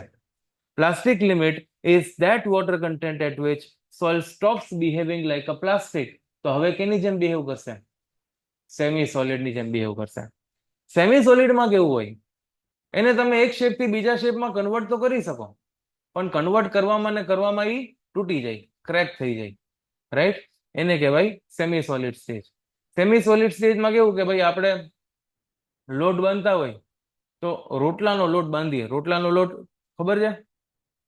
રોટલાનો લોટ એવી રીતના બંધાય કે આપણે કેમ રોટલીનો 15, 20, 25 રોટલીનો ભેગો લોટ બાંધી શકીએ, રોટલાનો એવી રીતના ના બાંધી શકાય, સિંગલ સિંગલ બાંધવો પડે. અને એમાંથી તમે દડો બનાવો પ્રોપર, પછી એને થાપવાનું ચાલુ કરો, એમાં તમે અગર પાણી થોડું પણ ઓલું થઈ ગયું હોય, અથવા તો તમારી જે કળા છે રોટલો ઘડવાની કળા, એમાં કંઈક ખરાબી હોય તો તેને તમે ગેસ પર મૂકવા જાવ એ પેલા એ હાથમાં ને હાથમાં તૂટી જશે, રાઈટ? ક્યારેક ટ્રાય કરીને જોજો, આપણાથી તો ન બન્યો ક્યારેય. એ ઘણી સ્ત્રીઓથી પણ સરખી રીતના ન બનતો હોય, જેને આવડતો હોય ને જ આવડતો હોય, બરોબર? તો કહેવાનો મતલબ કે એ વાળું જે સ્ટેટ છે એ સેમી સોલિડ સ્ટેટ છે, રાઈટ? તો એક એક્ઝામ્પલ આપણું થઈ ગયું. પછી ભાખરીનો લોટ હોય, ભાખરીનો લોટ પણ તમે એક નાનનો લોટ હોય ને એક ભાખરીનો લોટ હોય, બેને તમે કમ્પેર કરો તો નાનનો લોટ તમે જેટલો ખેંચવો હોય ને એટલો ખેંચી શકો, પણ ભાખરીનો લોટ છે એ જરાક ખેંચશો તો તૂટી જશે. તો એ વાળી કન્ડિશન કઈ કન્ડિશન થઈ ગઈ? સેમી સોલિડ વાળી કન્ડિશન, રાઈટ? અને આ બધું કર્યા પછી જે રોટલો અથવા તો ભાખરી બને એ થોડી સોફ્ટ બને તો આપણને ચાવતા ભાવે, પણ હોસ્ટેલ જેવી અમુક એવી બને કે ભાઈ દાંત તૂટી જાય ચાવતી વખતે, કોકને છૂટી ફેંકીને મારી હોય તો લોહીની ધાર થઈ જાય, એવી બની હોય તો પછી કઈ કામનું નહીં. તો એ જ્યારે રોટલી ભાખરી એવી બને કે કોઈને છૂટી મારી અને ગળું કપાઈ જાય, કોકનું સુદર્શન ચક્ર જેવું કામ કરે, એ સ્ટેટ કેવો થઈ ગયો? સોલિડ સ્ટેટ થઈ ગયો, રાઈટ? તો સેમી સોલિડ સ્ટેજની અંદર આપણે ચર્ચા કરીએ કે ભાઈ સેમી સોલિડ સ્ટેજની અંદર સોઇલ જ્યારે બિહેવ કરે કે ભાઈ એની પાસે થોડું ઘણું એને તમે શેપ ચેન્જ કરી શકો, પણ તરત એની અંદર મને ક્રેક અપિયર થવા માંડશે. વોટર કન્ટેન્ટ એની અંદર પણ ઘટાડો છો તો સોઇલનું વોલ્યુમ ઘટે છે કે નથી ઘટતું? સોઇલનું વોલ્યુમ શું થાય છે? ઘટે છે. સોઇલનું વોલ્યુમ ઘટે છે. પણ અહીંયા જુઓ, આ એક પોઈન્ટ એવો છે કે જેના પછી વોટર કન્ટેન્ટ ઘટવા પર પણ વોલ્યુમ ઘટે છે. સોઇલનું વોલ્યુમ કેવું થઈ જાય છે? કોન્સ્ટન્ટ થઈ જાય છે. વોલ્યુમ કેવું થઈ જાય છે? કોન્સ્ટન્ટ થઈ જાય છે. વોલ્યુમ ઘટવાનો મતલબ શું થાય? શ્રિંક થવું. વોલ્યુમ ઘટવાનો મતલબ શ્રિંક થવું. તો પહેલેથી આપણે જોયું કે વોટર કન્ટેન્ટ ઘટે તો સોઇલ શ્રિંક થતી હતી. હવે એક પોઈન્ટ એવો આવ્યો કે જે પોઈન્ટ ઉપર હવે સોઇલે શ્રિંક થવાનું બંધ કરી દીધું. એ વોટર કન્ટેન્ટને આપણે શ્રિંકેજ લિમિટ કહીએ છીએ. કેવી લિમિટ? શ્રિંકેજ લિમિટ. ભાઈ હવે શ્રિંક થવાની લિમિટ આવી ગઈ છે, આના કરતા ફર્ધર વોટર કન્ટેન્ટ ઘટશે તો વોલ્યુમ ઓફ સોઇલ કોન્સ્ટન્ટ રહેશે, એટલે total volume of soil constant રહેશે. તો પાણી બધું ઘટશે તો બાકીની સ્પેસ જશે ક્યાં? બાકીની સ્પેસમાં એર ભરાઈ જશે. બાકીની સ્પેસમાં શું થશે? એર ભરાઈ જશે, રાઈટ? પણ સોઇલનો ટોટલ વોલ્યુમ કેવો રહેશે? કોન્સ્ટન્ટ રહેશે. પાણી ઘટવા છતાં પણ વોલ્યુમ ઘટતું નથી, કારણ કે પાણીની બદલે એર જગ્યા રોકી લે છે. પાણીની જગ્યાએ એર જગ્યા રોકી લેતું હોય એટલે એનું વોલ્યુમ શું થઈ જતું હોય? કોન્સ્ટન્ટ થઈ જતું હોય. તો આ લિમિટને શ્રિંકેજ લિમિટ કહેવામાં આવે છે. શ્રિંકેજ લિમિટ ઉપર સોઇલનું ડિગ્રી ઓફ સેચ્યુરેશન કેટલું હશે? 100%. એટ શ્રિંકેજ લિમિટ સોઇલનું ડિગ્રી ઓફ સેચ્યુરેશન 100% હશે, અને એના કરતા વોટર કન્ટેન્ટ ઓછું થાય તો ડિગ્રી ઓફ સેચ્યુરેશન ઘટશે. પણ એના કરતા વોટર કન્ટેન્ટ વધારે હોય તો ડિગ્રી ઓફ સેચ્યુરેશન 100% જ રહેશે. એટલે શ્રિંકેજ લિમિટની આગળનું જેટલું પણ વોટર કન્ટેન્ટ છે એ બધા વોટર કન્ટેન્ટ ઉપર ડિગ્રી ઓફ સેચ્યુરેશન કેટલું રહેવાનું છે? 100% રહેવાનું છે. અને after shrinkage limit degree of saturation મારું ઘટવા લાગશે, બરોબર? અને અમુક બુકની અંદર અમુક એક્સપર્ટ દ્વારા એવું પણ કહેવામાં આવેલું છે કે શ્રિંકેજ લિમિટની આગળ degree of saturation will B greater than 100%. એની અંદર એટલું બધું પાણી હશે કે degree of saturation will B greater than 100%. તો સોઇલ ખાલી સેચ્યુરેટેડ નહીં હોય આગળ. અહીંયા તમને જો 1 ની ઉપર સ્ટાર લગાડેલો છે, ડિગ્રી ઓફ સેચ્યુરેશન 1 ની ઉપર શું લગાડેલો છે? સ્ટાર લગાડેલો છે. એનો મતલબ થાય કે વોટર નહીં, સોઇલ વિલ બી સેચ્યુરેટેડ નહીં, soil will be super saturated, કે degree of saturation greater than 100%. પણ આપણા કોન્સેપ્ચ્યુઅલ પ્રમાણે, અન્ડરસ્ટેન્ડિંગ પ્રમાણે જોવા જઈએ તો degree of saturation greater than 100% થઈ શકે. શું છે ડિગ્રી ઓફ સેચ્યુરેશન ની formula? Volume of water upon volume of void. અને વોલ્યુમ ઓફ વોટર ને આપણે કઈ રીતના લખી શકાય? Total volume of void minus volume of air. આમ લખાય, રાઈટ? તો કોઈ વસ્તુ પોતાના ટોટલ કરતા તો વધારે ના હોઈ શકે. એટલે આપણા અન્ડરસ્ટેન્ડિંગ પ્રમાણે આપણે એવું નથી કહેતા કે degree of saturation greater than 100% હશે, પણ એ વસ્તુ સોઇલ સુપર સેચ્યુરેટેડ હોવું, સોઇલનું સુપર સેચ્યુરેટેડ હોવું એવું દર્શાવે છે કે પાણી બહુ બધું છે. બરોબર, પાણી બહુ બધું છે. આપણે એક વાત કરીએ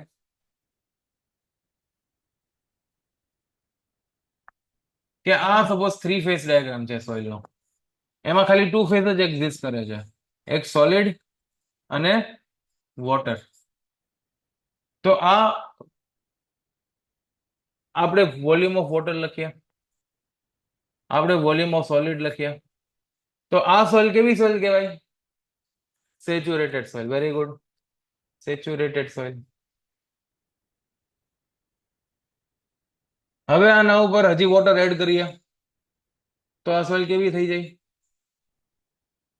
VW1. તો એ સેચ્યુરેટેડ જ કહેવાય. હજી વોટર એડ કરું, VW2.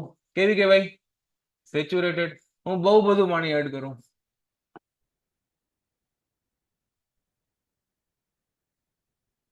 તો એ કેવી કહેવાય? સેચ્યુરેટેડ જ કહેવાય. પણ આ લોકોનું કેવું એવું છે કે પાણી બહુ બધું છે ને એટલે સુપર સેચ્યુરેટેડ કહેવાય. એટલે બહુ બધું પાણી છે. ખાલી સુપર સેચ્યુરેટેડ અને સેચ્યુરેટેડ બે વસ્તુ કેવી છે? સેમ છે. બે વસ્તુમાં કઈ ફરક નથી. ફરક ખાલી એટલો છે કે સુપર સેચ્યુરેટેડ એવું દર્શાવે છે કે સોલિડની સાપેક્ષમાં પાણી બહુ વધારે પ્રમાણમાં છે. બાકી સુપર સેચ્યુરેટેડ જેવી થિયરિટિકલ કોન્સેપ્ચ્યુઅલ વસ્તુ કોઈ એક્ઝિસ્ટ કરતી નથી. એ ખાલી પ્રેક્ટિકલ ઇમેજિનેશન માટે સુપર સેચ્યુરેટેડ કહેવામાં આવે છે, જે વસ્તુ એ દર્શાવે છે કે પાણીનું પ્રમાણ બહુ વધારે છે. હવે સુપર સેચ્યુરેટેડ સોઇલ છે કે ખાલી સેચ્યુરેટેડ સોઇલ છે? આ સોઇલ કેવી છે? સેચ્યુરેટેડ છે. આમાં હું પાણી હટાવું તો સેચ્યુરેટેડ જ રહેવાની. હજી પાણી હટાવું તો સેચ્યુરેટેડ જ રહેવાની. હજી પાણી હટાવું તો સેચ્યુરેટેડ જ રહેવાની. પણ હવે હું પાણી હટાવીશ તો પાણી હટી અને એર ભરાઈ જાય છે. બરોબર, હવે આ થઈ જાય પાર્શિયલી સેચ્યુરેટેડ. તો આની સાથે એવું જ થાય છે કે પેલા બહુ બધું પાણી હતું, પાણી હટાવતા ગયા સોઇલનું વોલ્યુમ સામે ઘટતું ગયું. પાણી ઓછું કરતા ગયા, પાણી ઓછું કરતા ગયા અને સોઇલનું વોલ્યુમ ઘટતું ગયું. એક સમય એવો આવ્યો કે સોઇલ ભાઈ હવે એમ કહે છે સોઇલ કે હવે પાણી ઘટાડીશ તો હું મારી જગ્યા એર ને આપી દઈશ, પણ ટોટલ વોલ્યુમમાં કઈ ફેરફાર થવા દઈશ નહીં. એ મારી લિમિટ કઈ થઈ ગઈ? શ્રિંકેજ લિમિટ થઈ ગઈ. ક્લિયર છે વસ્તુ? આવડે? ઓકે.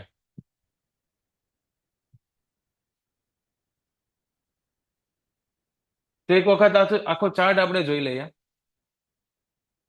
સૌથી પહેલા આપણે જોયું લિક્વિડ સ્ટેજ, પાણી ઓછું કર્યું, લિક્વિડની જેમ બિહેવ કરવાનું સોઇલે બંધ કર્યું, લિક્વિડ લિમિટ આવી. પછી કયું સ્ટેજ ચાલુ થયું? Plastic stage. Further water content reduce કર્યું, પ્લાસ્ટિક લિમિટ આવી, સોઇલે પ્લાસ્ટિક બિહેવ કરવાનું બંધ કરી દીધું. ફર્ધર વોટર કન્ટેન્ટ રિડ્યુસ કર્યું, સેમી સોલિડ સ્ટેજ આવ્યું, સેમી સોલિડ સ્ટેજ આવ્યું. ફર્ધર વોટર કન્ટેન્ટ રિડ્યુસ કર્યું, સેમી સોલિડની જેમ બિહેવ કરવાનું પણ બંધ કરી દીધું. સોઇલે શ્રિંક કરવાનું જ બંધ કરી દીધું, શ્રિંકેજ લિમિટ આવી. રાઈટ? આમથી જાય, આમથી. પહેલા કયું સ્ટેજ હતું? Solid stage. સોલિડ સ્ટેજમાં શ્રિંકેજ લિમિટ આવી. શ્રિંકેજ લિમિટ એટલે સોઇલે સોલિડની જેમ બિહેવ કરવાનું બંધ કરી દીધું અને સેમી સોલિડની જેમ બિહેવ કરવાનું ચાલુ કરી દીધું. સોઇલે પોતાનું વોલ્યુમ વધારવાનું ચાલુ કરી દીધું. સોઇલે પોતાનું વોલ્યુમ વધારવાનું ચાલુ કરી દીધું. પહેલા પાણી એડ કરતા હતા, અહીંયા પાણી એડ કરતા હતા તો એરની બદલે પાણી એડ થતું હતું. પણ એક સમય એવો આવ્યો કે બધી એરના બદલે પાણી એડ થઈ ગયું. હવે વોલ્યુમમાં વધારો ચાલુ થશે. આમથી જોયું તો સોઇલ શ્રિંક થવાનું જ બંધ કરી દીધું. આમથી જોઈએ તો આમથી જોઈએ તો એક્સપાન્ડ થવાનું ચાલુ કરે છે. હવે વોલ્યુમ વધવાનું ચાલુ થયું. સેમી સોલિડ સ્ટેજ આવ્યું, સેમી સોલિડ સ્ટેજ પછી પ્લાસ્ટિક લિમિટ આવી, પ્લાસ્ટિક લિમિટ ઉપર સોઇલ આમથી આવતા હતા ત્યારે પ્લાસ્ટિકની જેમ બિહેવ કરવાનું શું કરતું હતું? બંધ કરતું હતું. પણ હવે આમથી જાય છે તો પ્લાસ્ટિકની જેમ બિહેવ કરવાનું ચાલુ કરે છે. પ્લાસ્ટિકની જેમ બિહેવ કરવાનું ચાલુ કરે છે. થોડીક વાર પ્લાસ્ટિકની જેમ બિહેવ કરશે, હજી વધારે વોટર કન્ટેન્ટ એડ કરું તો લિક્વિડ લિમિટ આવે, લિક્વિડની જેમ બિહેવ કરવાનું સ્ટાર્ટ કરી દે છે. લિક્વિડની જેમ બિહેવ કરવાનું સ્ટાર્ટ કરી દઈને પછી લિક્વિડ સ્ટેજ. તો બંને ડેફિનેશન સાચી છે. હવે કોઈ આપણને એમ પૂછે કે લિક્વિડ લિમિટ એટલે શું? લિક્વિડની જેમ બિહેવ કરવાનું બંધ કરે છે કે લિક્વિડની જેમ બિહેવ કરવાનું ચાલુ કરે છે? તો ટેકનિકલી બે ડેફિનેશન સાચી છે. આપણને થોડી ખબર છે કે આમથી ગ્રાફ જોવે છે કે પછી આમથી ગ્રાફ જોવે છે, આપણને ખબર નથી. તો પછી ટેકનિકલ ડેફિનેશન કઈ સાચી માનવાની? ટેકનિકલી બે ડેફિનેશન સાચી છે. ફિલિંગ માટે આપણે ઓલી બાજુથી ગ્રાફ ચાલુ કર્યો હતો કે ભાઈ લિમિટ, આપણે લિમિટેશન મગજમાં કઈ રીતના રાખ્યા છે કે ભાઈ હવે હદ થઈ ગઈ એમ, હવે આમથી વધારે સહન નહીં થાય. તો એ પ્રમાણે આપણે આ વસ્તુ જોઈ કે ભાઈ હવે લિક્વિડની જેમ બિહેવ કરવાની હદ આવી ગઈ. હવે લિક્વિડની જેમ બિહેવ નહીં કરે, હવે પ્લાસ્ટિકની જેમ બિહેવ કરશે. ભાઈ હવે બહુ થઈ ગયું, હવે પ્લાસ્ટિકની જેમ બિહેવ નહીં કરે, હવે સોઇલ શ્રિંક નહીં થાય, શ્રિંકેજ લિમિટ, રાઈટ? એટલે આપણે અન્ડરસ્ટેન્ડિંગ માટે ગ્રાફ ઓલી બાજુથી જોવાનું ચાલુ કર્યો, પણ ગ્રાફ અગર નીચેની બાજુથી કોઈ જોતું હોય તો એ પણ ખોટો ના કહેવાય. એટલે આ રીતના બધી વાતો છે. લિક્વિડ લિમિટ, પ્લાસ્ટિક લિમિટ અને શ્રિંકેજ લિમિટ આ વોટર કન્ટેન્ટની વેલ્યુ છે. અને liquid stage, plastic stage, semi solid stage અને સોલિડ સ્ટેજ આ સોઇલનું બિહેવિયરનું આપણને રૂપ દર્શાવે છે કે કઈ રીતના સોઇલ મારું બિહેવ કરશે, રાઈટ? તો આ બધા સ્ટેજીસ ક્લિયર થઈ ગયા, રાઈટ? તો આગળ ચર્ચા કરીએ આપણે. આ જોઈ લો એક વખત, આની અંદર તમને કઈ કન્ફ્યુઝન હોય તો આપણે ડિસ્કસ કરીએ. કેવા? એ ઇગ્નોર કરો. એ એવું ખાલી એવું કહે છે કે આપણે છે ને આમ સ્ટ્રેટ લાઈન ઉપર આવી ગયા, પણ એકચ્યુઅલમાં કે થોડું અહીંયા કર્વેચર મને જોવા મળે, એમાં કઈ નથી કાઢ લેવાનું.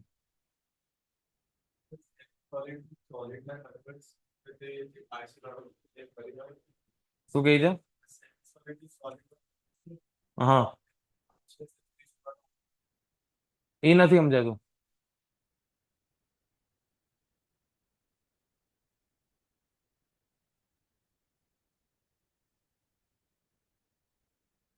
એ સમજવું છે અઘરું.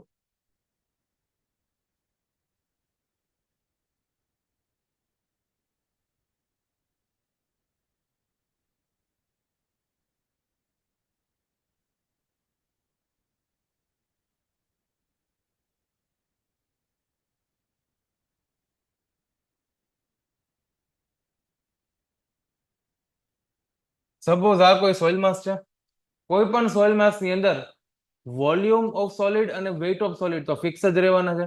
સોલિડ ક્યારેય ચેન્જ થાય નથી થતા. આપણે શું ચેન્જ કરાવીએ છીએ?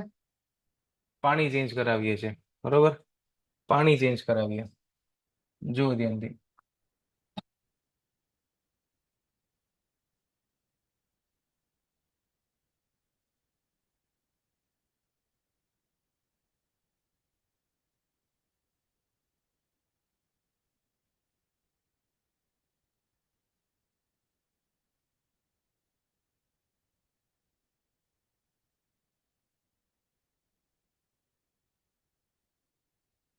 આ ગ્રીન કલર થી હું એર ને દર્શાવું છું, એર ને, બરોબર? ગ્રીન કલર ની શું છે?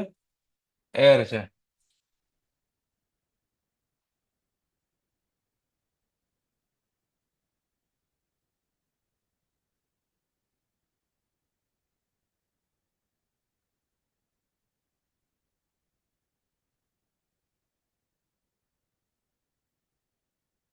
હે?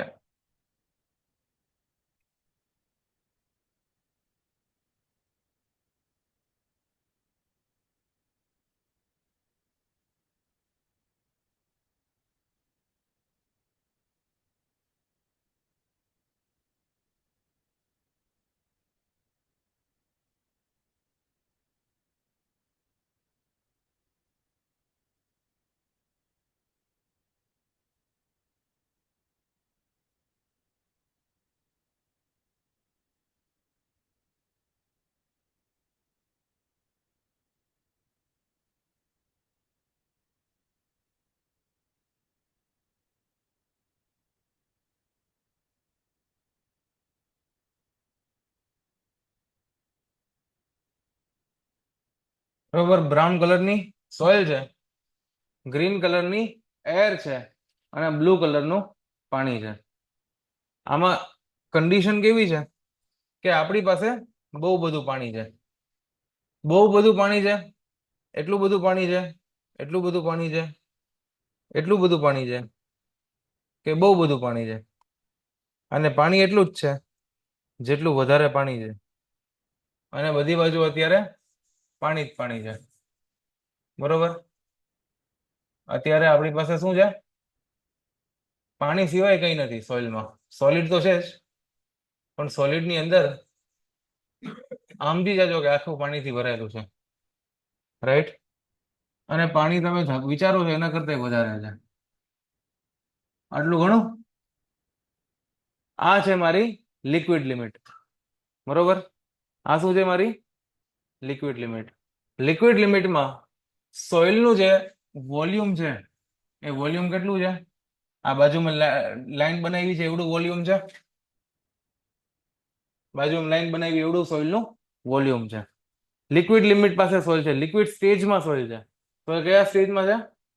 લિક્વિડ સ્ટેજમાં. હવે લિક્વિડ સ્ટેજમાં જે સોઇલ છે એની અંદર આપણે પાણીને શું કરાવીએ?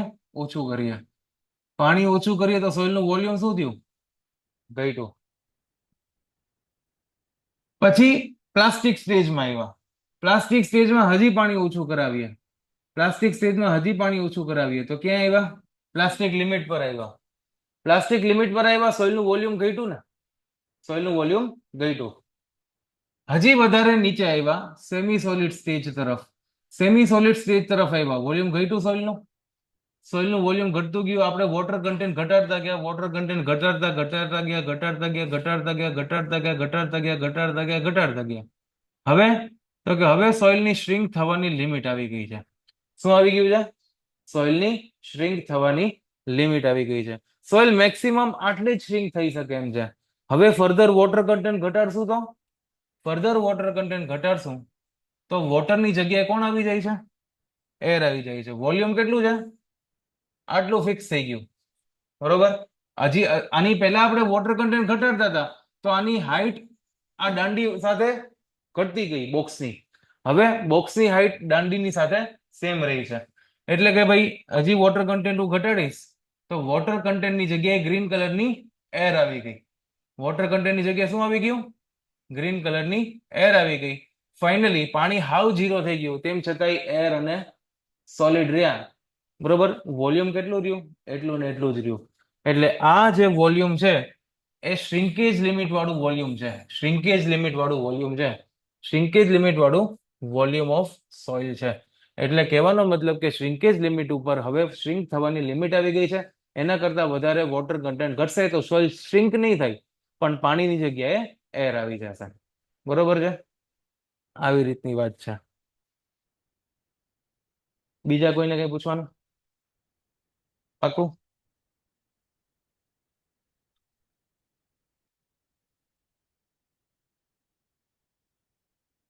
આ સમજાવવા માટે બહુ ગંદુ એક્ઝામ્પલ આપતો હોય બધી બેચમાં હું, પણ તમે નવા નવા છો એટલે નથી આપવું. ના ના, સહન નહીં કરી શકો આ ઘા તમે.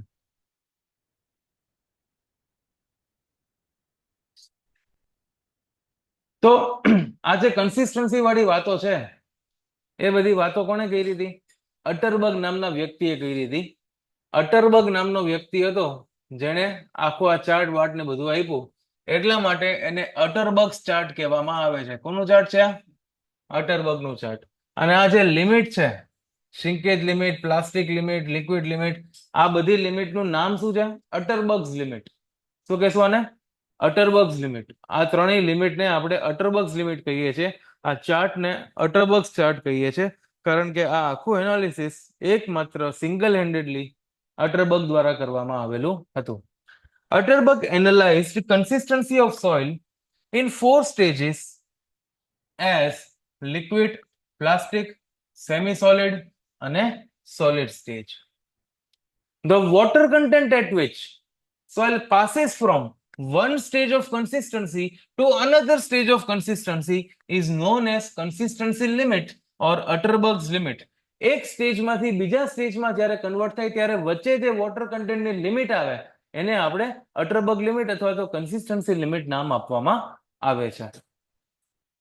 ફર્ધર ચર્ચા કરીએ તો આ જે અટરબર્ગ લિમિટ છે એનો જે આપણે ચાર્ટ બનાવ્યો, આ ચાર્ટને જે અટરબર્ગ ચાર્ટ નામ આપ્યું. હવે કોઈ આપણને એમ કહી કે આ ચાર્ટનો સ્લોપ કેટલો થાય એ ફાઇન્ડ કરો, તો આપણે ફાઇન્ડ કરી શકીએ.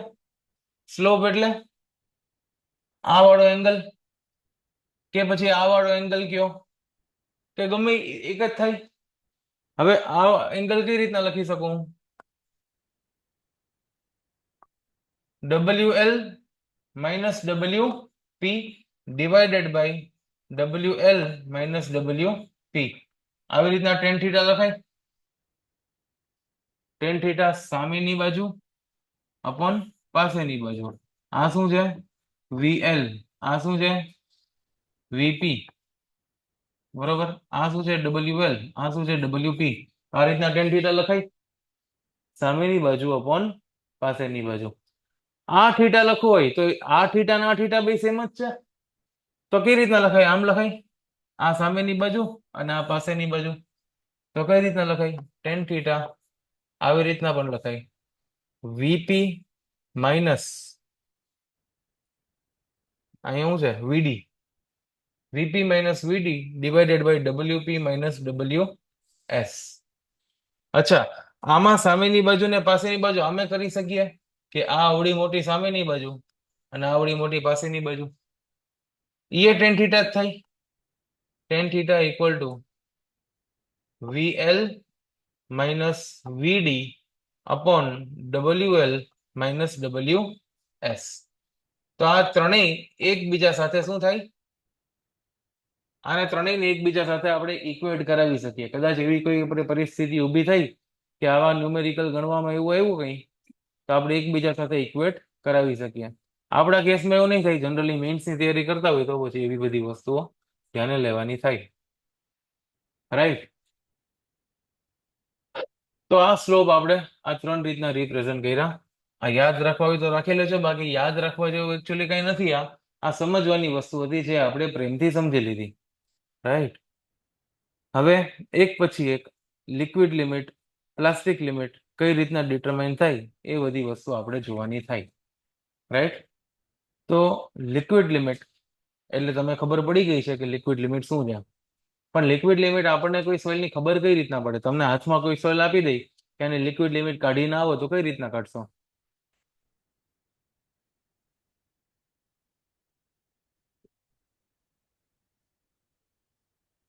એના માટે તમારે ટેસ્ટ પરફોર્મ કરવો પડે. તો ટેસ્ટ પરફોર્મ કરવા માટે લેબોરેટરીમાં જવું પડે. જવું છે લેબોરેટરીમાં? કોઈ દી કર્યા ટેસ્ટ પરફોર્મ? તમે કોલેજમાં કર્યા છે? તમારી કોરોના વાળી બેચ નહોતી?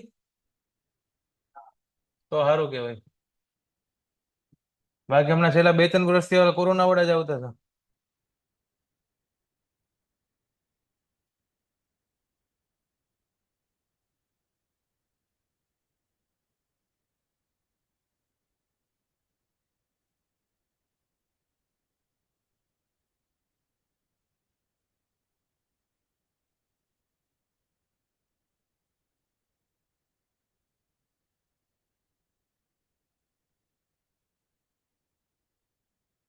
જો ભાઈ, કોરોના ટાઈમમાં જ્યારે બધા નવરા બેઠા હતા ત્યારે આઈઆઈટી વાળા વેબસાઇટ બનાવતા હતા કે જેથી કરીને એના જુનિયર્સ કે જેને લેબોરેટરીની ફિલિંગ જ ના મળે એ લોકો ઘરે બેઠા ફિલિંગ લઈ શકે લેબોરેટરીની.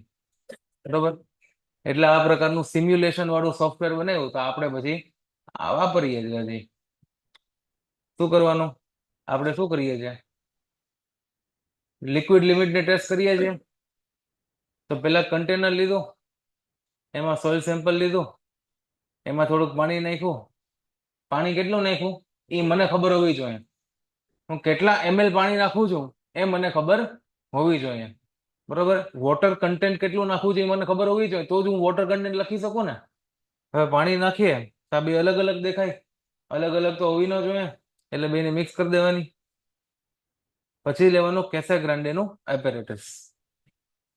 આ છે કેસા ગ્રાન્ડે નું એપેરેટસ, જેમાં સાઈડમાં હેન્ડલ આપેલું છે. આ હેન્ડલ તમે ગોળ ગોળ ફેરવો ને એટલે આ વાટકો ઊંચો નીચે થાય.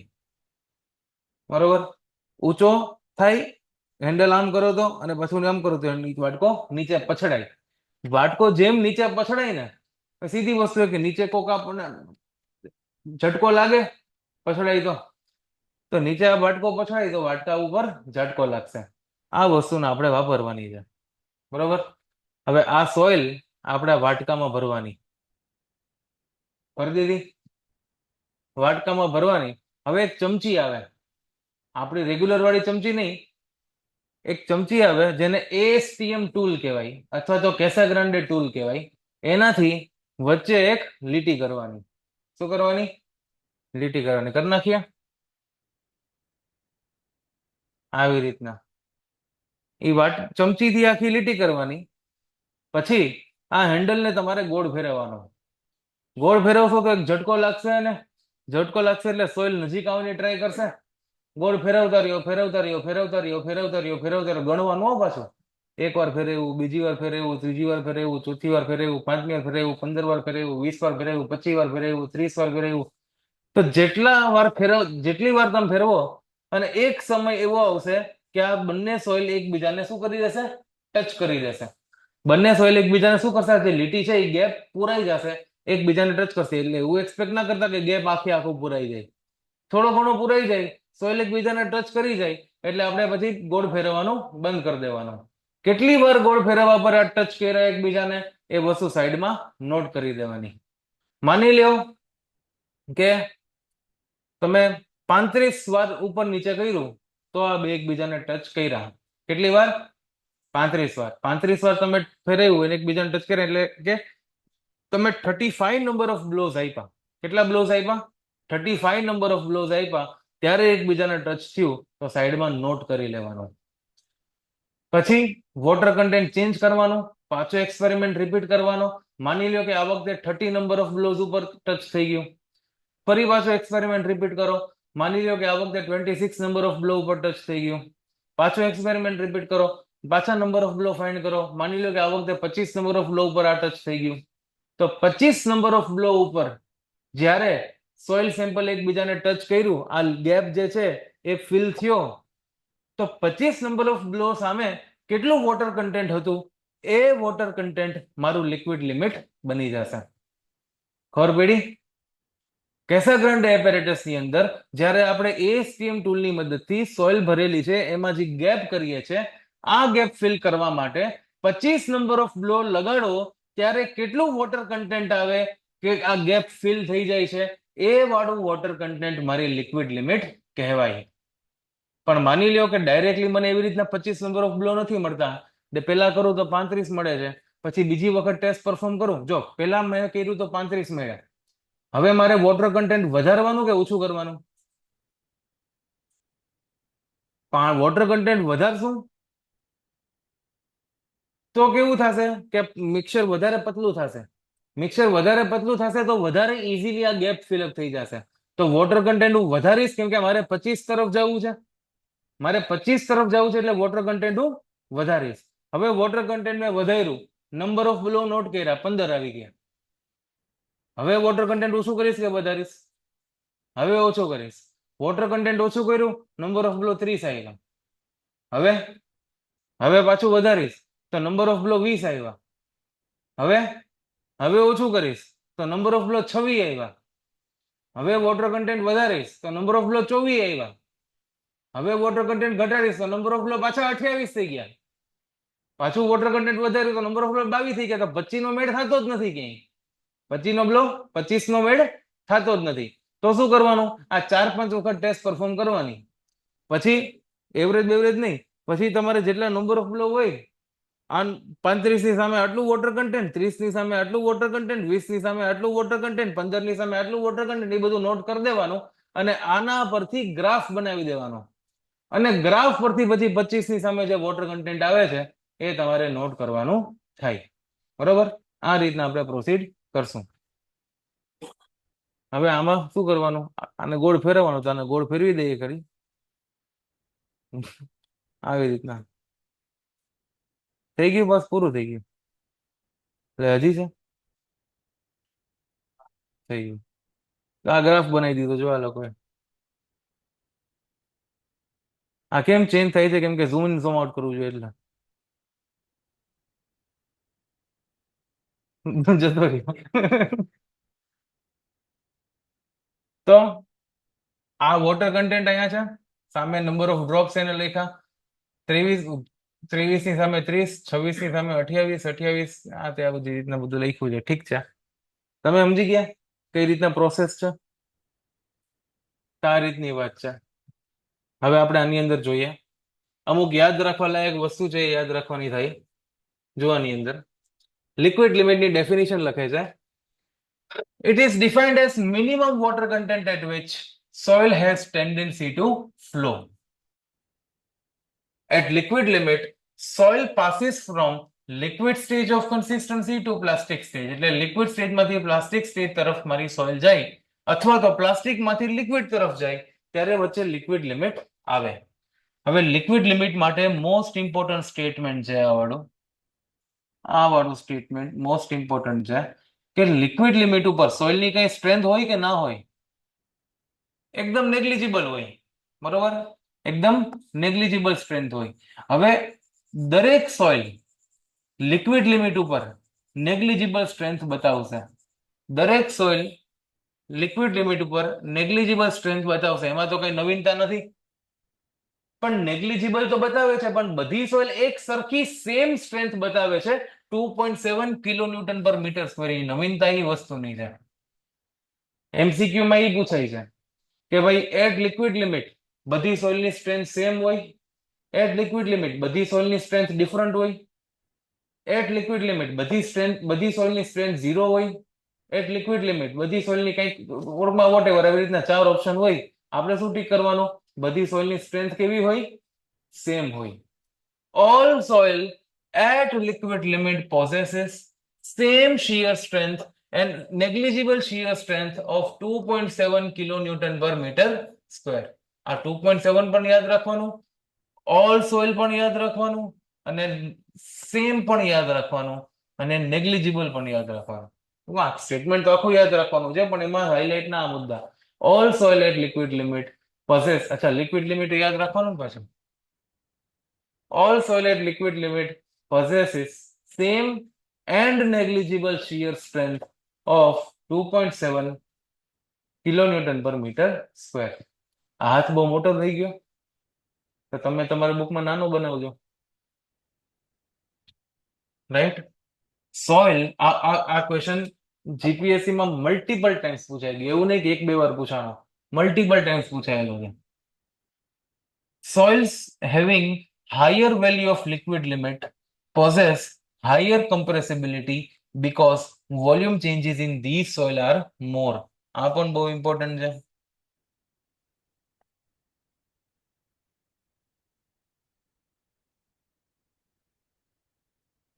આ પણ ઇમ્પોર્ટન્ટ છે કે જેટલી લિક્વિડ લિમિટ વધારે સોઇલની કમ્પ્રેસ થવાની એબિલિટી એટલી વધારે.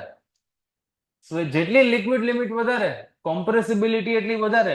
મેં તમને ગઈકાલે કીધું હતું કે કોમ્પ્રેસિબિલિટી ને સ્ટ્રેન્થ એકબીજાને ઇન્વર્સલી પ્રોપોર્શનલ હોય, તો જેટલી કોમ્પ્રેસિબિલિટી વધારે સ્ટ્રેન્થ એટલી ઓછી. તો soil having higher value of liquid limit એની કોમ્પ્રેસિબિલિટી વધારે હોય, કારણ કે એની અંદર વોલ્યુમ ચેન્જ થવાની સંભાવના વધારે હોય, રાઈટ? તો આ વસ્તુ પણ આપણે યાદ રાખશું. Now determination of liquid limit using Casagrande's apparatus કેવી રીતના હોય છે? કંઈક આવી રીતના હોય છે. લિક્વિડ લિમિટ મે ઓલ્સો બી ડિફાઇન્ડ એઝ, ઉપર આપણે ડિફાઇન કેવી રીતના કર્યું કે લિક્વિડ સ્ટેજમાંથી પ્લાસ્ટિકમાં જાય અથવા તો પ્લાસ્ટિકમાંથી લિક્વિડમાં જાય. કેસાગ્રાન્ડે અલગ રીતના ડિફાઇન કરે છે. કેસાગ્રાન્ડે નું નામ હતું શું હતું? આર્થુર કેસાગ્રાન્ડે. કેવા કેસાગ્રાન્ડે? એ કેસાગ્રાન્ડે. આર્થુર યાદ ન રહેતું હોય તો એ કેસાગ્રાન્ડે. આ એનો ઉપયોગ આપણે કરશું ભવિષ્યમાં. તો કેસાગ્રાન્ડેની વાત કરીએ તો કેસાગ્રાન્ડે ડેફિનેશન કેવી રીતના આપી હતી એની કે ભાઈ minimum water content, it is defined as minimum water content at which a part of soil cut by a tool of standard dimension close together by a distance of half inch. એટલે આ વાટકામાં જે આપણે મસાલો ભર્યો હતો અને આ મસાલાને જે આપણે વચ્ચેથી આમ કરીને કટ કર્યો હતો, આ ગેપ કેવડી હતી? Half inch. બરોબર. આ કટ શેનાથી કર્યું હતું? તો કે સ્ટાન્ડર્ડ ડાયમેન્શન નું ટૂલ, જેને આપણે ASTM ટૂલ પણ કહીએ અને કેસાગ્રાન્ડે ટૂલ પણ કહીએ. બે અલગ અલગ આવે. ASTM વાળાની અલગ ચમચી આવે, કેસાગ્રાન્ડેની અલગ ચમચી છે, પણ બે સ્ટાન્ડર્ડ ડાયમેન્શન જ છે.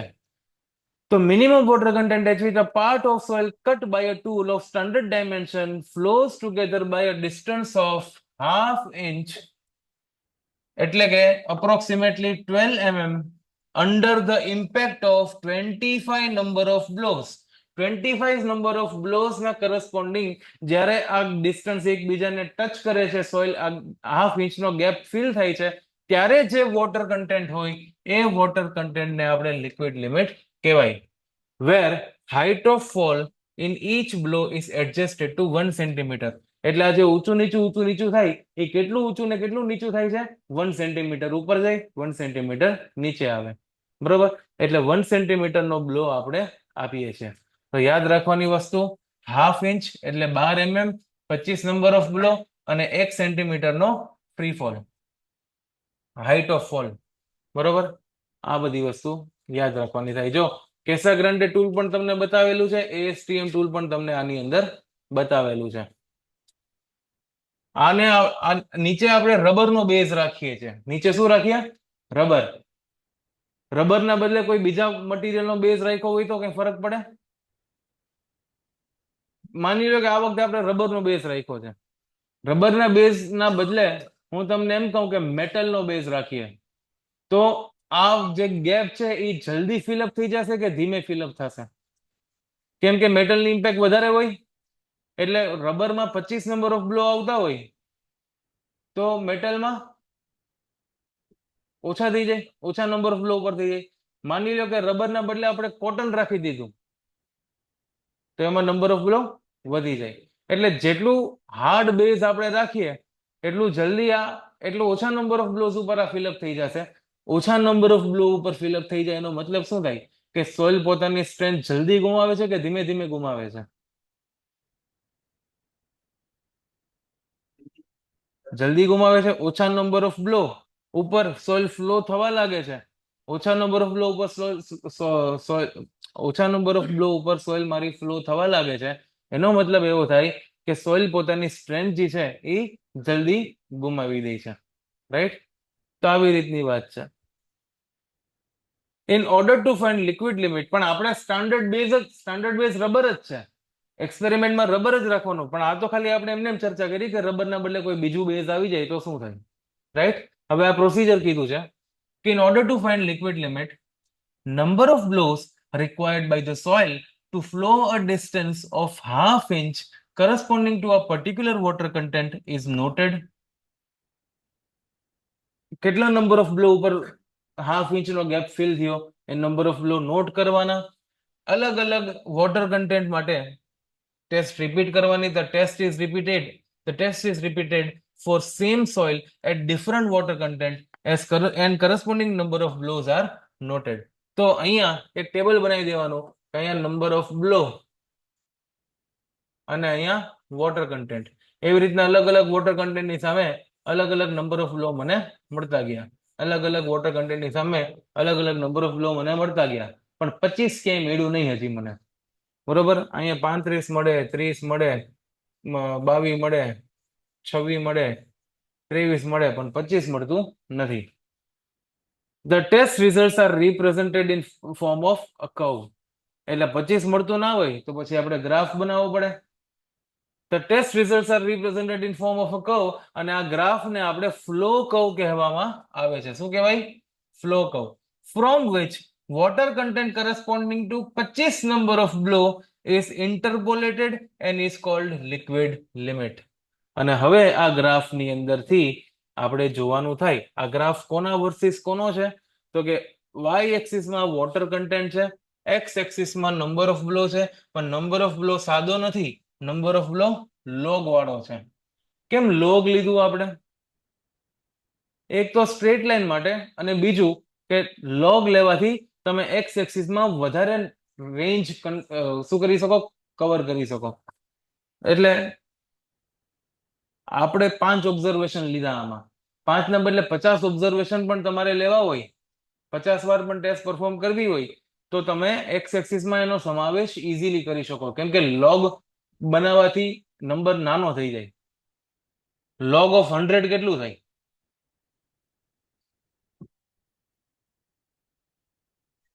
2 થાય. લોગ 10 કેટલું થાય? અને લોગ 1000 કેટલું થાય? 3. બરોબર? તો 1, 2 ને 3 ની અંદર 1 થી 1000 નંબર આવી ગયા. તો લોગ 1, લોગ 2 ને લોગ 3 ખાલી એટલું લખ્યું તો 1 થી 1000 નંબર આવી ગયા. એટલે નંબર ઓફ ઓબ્ઝર્વેશન જ્યારે તમારે વધારે હોય ત્યારે તમારે લોગ લેવાનો થાય, કાં તો પછી તમને કર્ણના બદલે સ્ટ્રેટ લાઈન જોતી હોય, બે કેસમાં તમે લોગ લઈ શકો. બરોબર? હમણાં સન્ડે વાળા પેપરમાં એક લોગ વાળો ક્વેશ્ચન હતો, બહુ સિમ્પલ હતો પણ દેખાવામાં બહુ અઘરો લાગતો હતો. એટલે આ સોઇલ મેકેનિક્સ નો નતો, એપ્ટિટ્યુડ નો હતો. 3-4 લોગ હતા કઈ લાઈનમાં. તો અહીંયા આપણે લોગ ની અંદર n1 n2 અને n3 લીધા, એટલે વોટ એવર કેટલા બધા જેટલા પણ આપણે ઓબ્ઝર્વેશન કર્યા, આપણે અહીંયા ઉપર ટેબલ બનાવ્યું હમણાં. કેટલું કર્યું? 1 2 3 4 5, એ 5 આપણે લોગના ફોર્મમાં લખી દીધા. પછી વાય એક્સિસમાં અલગ અલગ વોટર કન્ટેન્ટ લખ્યા. પછી આપણે એક્સ એક્સિસમાં જવાનું, જ્યાં લોગ 25 આવતું હોય એ લોગ 25 ઉપર જઈ આ લોગ 25 ને ઓલા પર લઈ જવાનું આપણી લાઈન પર, અને એની સામે જે વોટર કન્ટેન્ટ આવતું હોય એ વોટર કન્ટેન્ટને લિક્વિડ લિમિટ તરીકે ઘોષિત કરી દેવામાં આવે છે. બરોબર? આ ગ્રાફ છે એ સ્ટ્રેટ લાઈન છે. સ્ટ્રેટ લાઈન ગ્રાફ હોય તો એનો સ્લોપ પણ હોય. એનો સ્લોપ કાઢવા માટે આપણે tan થીટા લગાડવું પડે. સામેની બાજુ પણ પાસેની બાજુ કરીએ તો આ વાળો થીટા મને મળે. એ થીટાને નામ આપવામાં આવે છે ફ્લો ઇન્ડેક્સ. કેવા ઇન્ડેક્સ? Flow index. જો અહીંયા આ થીટા કહું તો ઈ જ થાય, અને આ થીટા કહું તો પણ ઈ જ થાય. આ ટ્રાયેંગલ કન્સિડર કરું તો થીટા થાય. બરોબર? બીજું કયું ટ્રાયેંગલ છે? બે જ છે ને? આ 1, આ 2, આ 3. બધામાં થીટા તો કેવો મળે છે? સેમ મળે છે. બરોબર? પણ આપણે કોઈ એક તો કન્સિડર કરીએ. હાલો કે W1 - W2 વાળો કન્સિડર કર્યું છે, તો આ W1 અને W2 વાળું આપણે કન્સિડર કરીએ. જો એની અંદર આ ટ્રાયેંગલ છે, કઈ રીતના લખાય slope? tan theta equal to W1 - W2 divided by 1 - 2 કર્યું તો અહીંયા પણ 1 - 2 જ કરવું પડે. પણ અહીંયા 1 - 2 કરીએ તો આન્સર કેવો આવશે? કેવો આવશે? નેગેટિવ કોઈ એંગલ હોય જ ને. કેમ ના હોય? જો આ એંગલ કેટલું છે? માની લો કે 30 ડિગ્રી છે, તો આ એંગલ કેટલું છે? 60 ડિગ્રી છે. બરોબર? આ બે એંગલ તમને બતાવ્યા, એક બતાવ્યું 30 ડિગ્રી, એક બતાવ્યું 60 ડિગ્રી. પણ આ એંગલને આપણે અહીંથી માપીએ તો કેટલું થાય? 30 ડિગ્રી. એટલે અહીંથી માપ્યું એટલે આ નેગેટિવ કહેવાય. બરોબર? નેગેટિવ. આમાં કેવું છે કે આપણે આમ એન્ટી ક્લોકવાઇઝ ગયા, અહીંથી એન્ટી ક્લોકવાઇઝ ગયા એટલે એન્ટી ક્લોકવાઇઝ પોઝિટિવ લઈએ, અને અહીંથી કેવી રીતના ગયા? આ ક્લોકવાઇઝ થઈ ગયું. બરોબર? એટલે ક્લોકવાઇઝ આપણે નેગેટિવ લઈએ, એટલે અહીંથી એંગલ માપ્યો એટલે નેગેટિવ આવ્યો. તો આ નેગેટિવ જ વસ્તુ દર્શાવે છે કે એંગલ આ બાજુથી માપવામાં આવ્યો છે. પણ આ નેગેટિવ તમને જોવો ન ગમે. નેગેટિવ આપણને જોવો ગમે નહીં, કે આ છે તો 30 ડિગ્રી જ ને, અને -30 થોડા કહેશું તમે. કહેવાનું શું થાય? 30 ડિગ્રી, પણ આ બાજુથી 30 ડિગ્રી પણ આ બાજુથી, એટલે માઇનસ જોવા આપણને ગમતો નથી. એટલા માટે આપણે શું કરીએ છીએ, આની અંદર મોડ્યુલસ લગાડી દઈએ છીએ. મોડ્યુલસ એક એવો જાદુઈ ડબ્બો છે કે જેની અંદર નેગેટિવ માણસ પણ પોઝિટિવ થઈ જાય છે. બરોબર. અત્યારે રૂલિંગ પાર્ટી જેવું કામકાજ છે. ગમે એવો હિંસક, પાપી, ક્રિમિનલ વાળો માણસ આવે, આ પાર્ટી સાથે જોડાય એટલે તરત કેવો થઈ જાય, ક્લીન થઈ જાય, પવિત્ર થઈ જાય. બરોબર. એટલે જાજુ ના બોલાય મારાથી, બાકી પછી સરકાર પકડી જાય કે સુમિત મોદી હું ગમે એમ બોલ બોલ કરે છે, મોદી સરનેમ હોય એટલે ગમે એ બોલવાનું, પછી નામ બદલવા પડે મારે. જો અહીંયા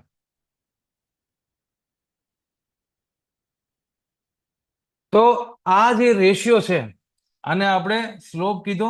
આ સ્લોપ ને ફ્લો ઇન્ડેક્સ કહેવાય. ફ્લો ઇન્ડેક્સ શું થાય, W1 minus W2 upon log of N1 minus log of N2, અને એ પણ પાછો મોડ્યુલસ. શું કહેવાય એને, માનાંક એના માનાંક.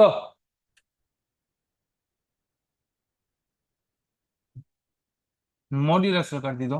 હવે આપણને એક વસ્તુ ખબર છે, log of A minus log of B, અને શું લખાય, A બાય B લખાય. તો આની અંદર પણ W1 minus W2 divided by log of N2 N1 upon N2 લખાય. આજુબાજુમાં મોડ્યુલસ. હવે મારે આ ડબ્બો હટાવવો છે પરમેનન્ટ, બરોબર, પક્ષ પલટો કરવો છે, તો શું કરવું પડે, અંદરથી જ પોઝિટિવ થવું પડે, બાકી બહાર તો કઈ બચાવવા વાળું છે નહીં. એટલે ડબ્બાને હટાવવા માટે, આપણે આને પોઝિટિવ કરવા માટે આ log N1 અપોન N2 છે ને એને આપણે N2 અપોન N1 કરી દઈએ. તો log of N2 upon N1. તો આ થઈ ગયો મારું ફ્લો ઇન્ડેક્સ, રાઈટ.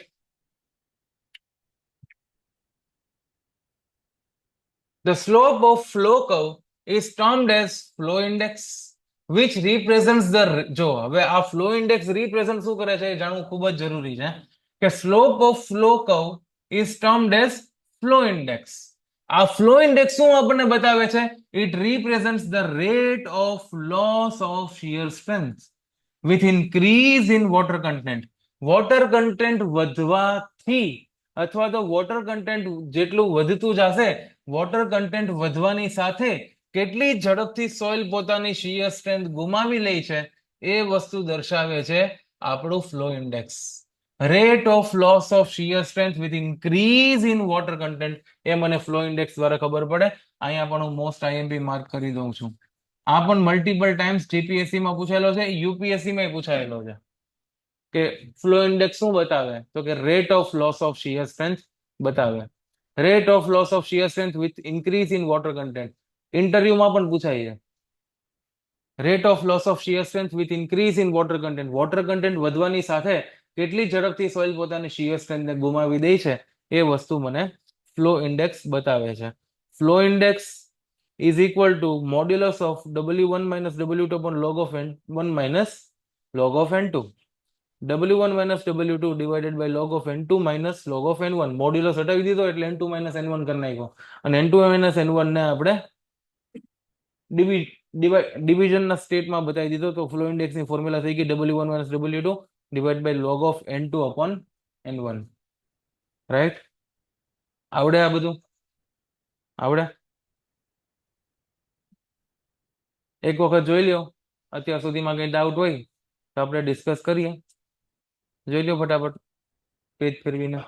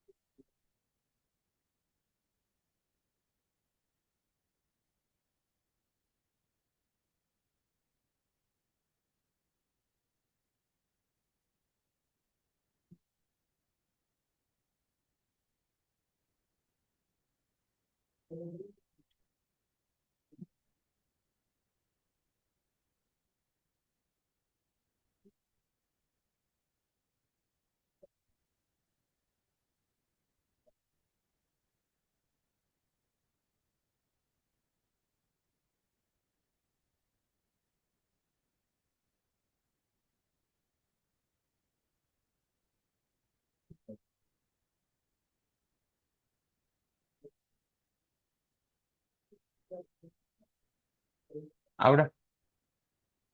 થઈ ગયું? નથી પૂછવાનું ને?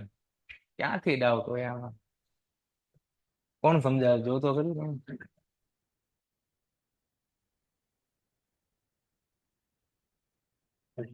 તો આપણે આ ટેસ્ટ કરી કાસાગ્રાન્ડે વાસાગ્રાન્ડે વાળી, તો એ કેટલી વખત ટેસ્ટ કરવી પડી આપણે? 4 વાર 5 6 7, કંટાળો ના આવે એટલો બધો ટેસ્ટ કરવાનો.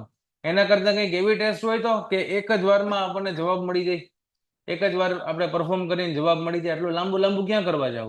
તેના માટે આપણે 1 પોઈન્ટ મેથડ સિલેક્ટ કરીએ. નો ડાઉટ આપણને એટલો એક્યુરેટલી જવાબ નહીં મળે, પણ જ્યાં એટલી બધી એક્યુરસીની જરૂરિયાત ના હોય ત્યાં તો ચાલે ને.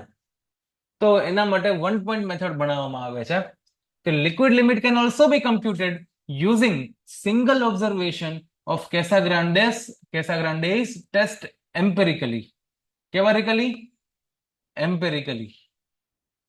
તો એક વખત કેસાગ્રાન્ડેની ટેસ્ટ તમે પરફોર્મ કરો, જે પણ નંબર ઓફ બ્લો આવે એ નંબર ઓફ બ્લો પુટ કરો, જે પણ વોટર કન્ટેન્ટ તમે લીધું હોય એ વોટર કન્ટેન્ટને તમે અહીંયા પુટ કરો. બરોબર? એક વખત તમે ટેસ્ટ પરફોર્મ કરી, માની લો કે 40 નંબર ઓફ બ્લો ઉપર તમારો ગેપ ફિલઅપ થયો અને વોટર કન્ટેન્ટ એ સમયે 30% હતું. કેટલા ટકા હતું? 30%. 30% વોટર કન્ટેન્ટ હતું અને કેટલા નંબર ઓફ બ્લો ઉપર આપણે ફિલ થયું? 1 ઇંચનો ગેપ, હા, અડધા ઇંચનો ગેપ, 40 નંબર ઓફ બ્લો ઉપર. બરોબર? તો આ 40 નંબર ઓફ બ્લો છે ને, તો આ 40 છે તો એની સામે x ની કંઈક વેલ્યુ હોય, 30 છે તો એની સામે x ની કંઈક વેલ્યુ હોય, 20 છે તો એની સામે x ની કંઈક વેલ્યુ હોય. એ આપણને એક ટેબલમાં કે IS કોડ બાયસ કોડમાં આપેલી હોય. તો જે પણ મારી નંબર ઓફ બ્લો આવ્યા છે, જે પણ મારા નંબર ઓફ બ્લો આવ્યા છે એના ઉપર ડિપેન્ડ કરશે x ની વેલ્યુ. x ની વેલ્યુ 0.068 થી લઈને 1.21 સુધી વેરી કરે. આ વચ્ચે માઇનસ નથી, આ રેન્જ દર્શાવી છે કે અહીંયાથી અહીંયા સુધી. બાકી તો ડાયરેક્ટ તમને ન લખી દે કે આટલું હોય x. બરોબર? તો x ની વેલ્યુ જે છે આટલી રેન્જ ઉપર આવશે depending on the value of n.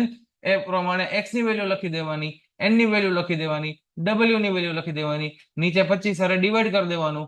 આવી રીતના લિક્વિડ લિમિટ મળી જાય.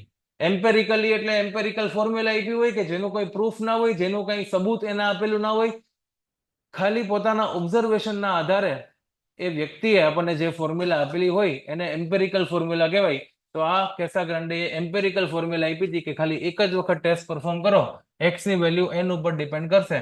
આવી રીતના કરી અને આપણે લિક્વિડ લિમિટ મેળવી લેવાની. આટલી વસ્તુ તો આપણે વિચારી શકીએ કે ભાઈ 40 નંબર ઓફ બ્લો ઉપર 30% પાણી હતું, વોટર કન્ટેન્ટ હતું, ત્યારે 40 નંબર ઓફ બ્લો લાગ્યા આ ગેપ ફિલઅપ થવા માટે. તો 25 નંબર ઓફ બ્લો ની સામે મારે જોતું હોય તો કેટલા ટકા વોટર કન્ટેન્ટ હોવું જોઈએ? 40 ની સામે 40 નંબર ઓફ બ્લો ઉપર 30% વોટર કન્ટેન્ટ હતું, તો 25 નંબર ઓફ બ્લો ઉપર કેટલા ટકા વોટર કન્ટેન્ટ આવે? 25 × 30 ડિવાઇડેડ બાય 40. આમ કરી અને મને જે પણ વેલ્યુ મળે એ વેલ્યુ મળી શકે. એ એક્ઝેક્ટ વે નહીં હોય કેમ કે એવો રિલેશન નથી. બરોબર? એટલે આટલો આઈડિયા તો આપણને આવી શકે ને. એક આઈડિયા તો આ ત્રિરાશિ માર્યા વગર આવી જાય કે વોટર કન્ટેન્ટ 30 કરતા વધારે હશે કે ઓછું હશે? વધારે હશે. 30% કરતા વધારે હશે. એ કેના આધારે કહે છે આ બધા લોકો? કે ભાઈ પાણી વધારું તો ઓછા નંબર ઓફ બ્લો ઉપર ફિલઅપ થાય. આપણે 40 નંબર ઓફ બ્લો આવ્યા છે તો 25 નંબર ઓફ બ્લો ઉપર જોઈએ છે તો મારે પાણી શું કરવું પડે? વધારવું પડે. રાઈટ? એટલે જે પણ આન્સર આવે એ આપણે એમને પણ કહી શકીએ એમ્પેરિકલ વગર. તો આવી રીતની વાત છે. ત્રીજો ટેસ્ટ છે, ટેસ્ટ બીજો જ છે, ત્રીજી મેથડ છે કોન પેનિટ્રોમીટર મેથડ. કોન પેનિટ્રોમીટર મેથડમાં કેવી રીતનું કામકાજ છે કે સોઇલનું એક સિલિન્ડર લેવાનું, શું લેવાનું? એક સિલિન્ડર લેવાનું એવું નહીં, એક સિલિન્ડર ની અંદર સોઇલ લેવાની.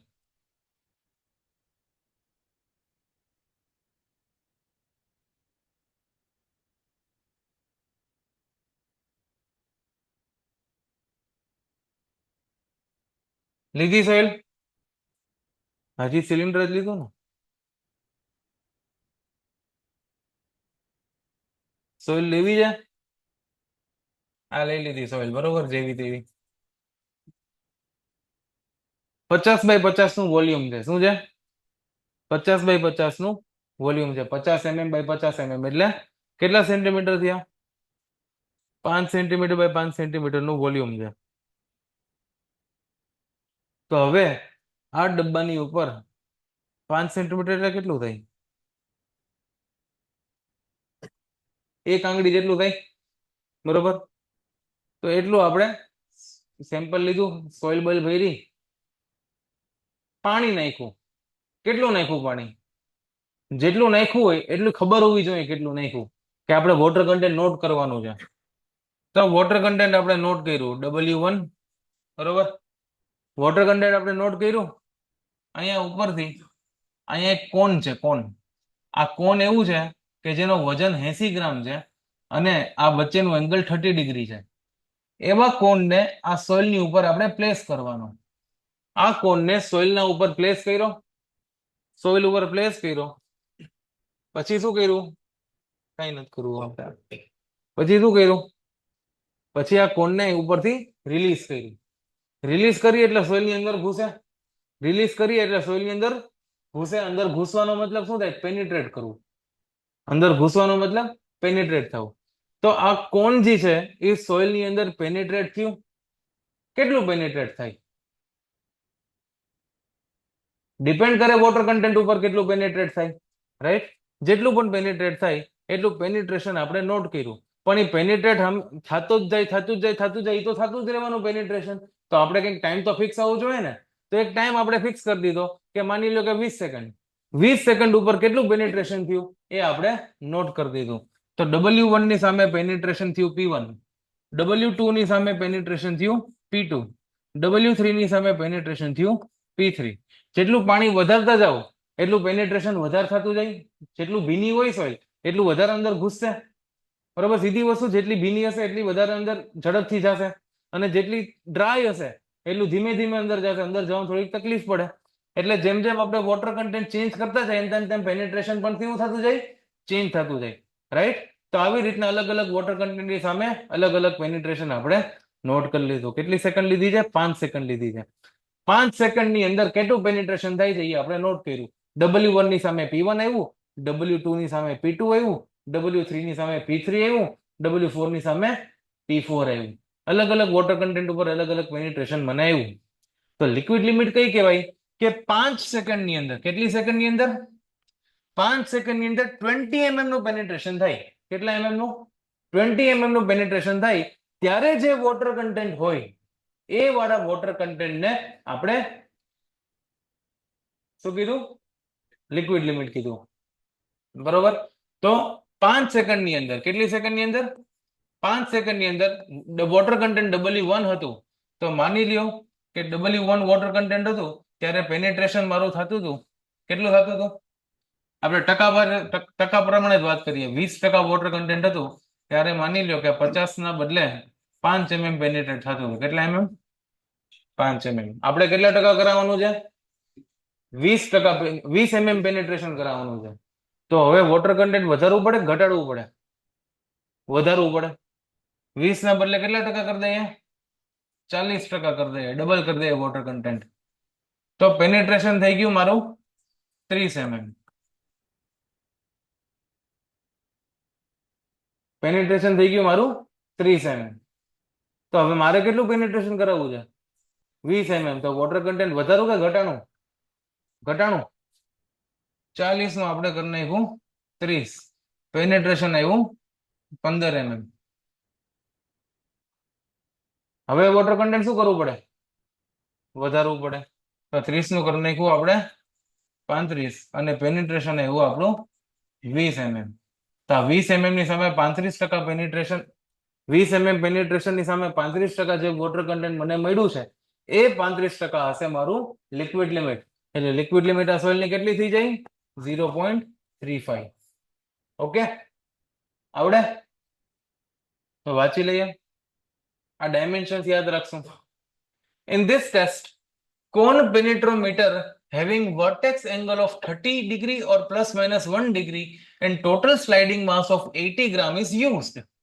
The sample of soil to be tested is placed in the cylindrical vessel having diameter and height of 5 centimeter each each 5 centimeter each below the penetrometer. એટલે diameter અને height 5 સેન્ટીમીટર છે એવું કહેવા માંગે છે.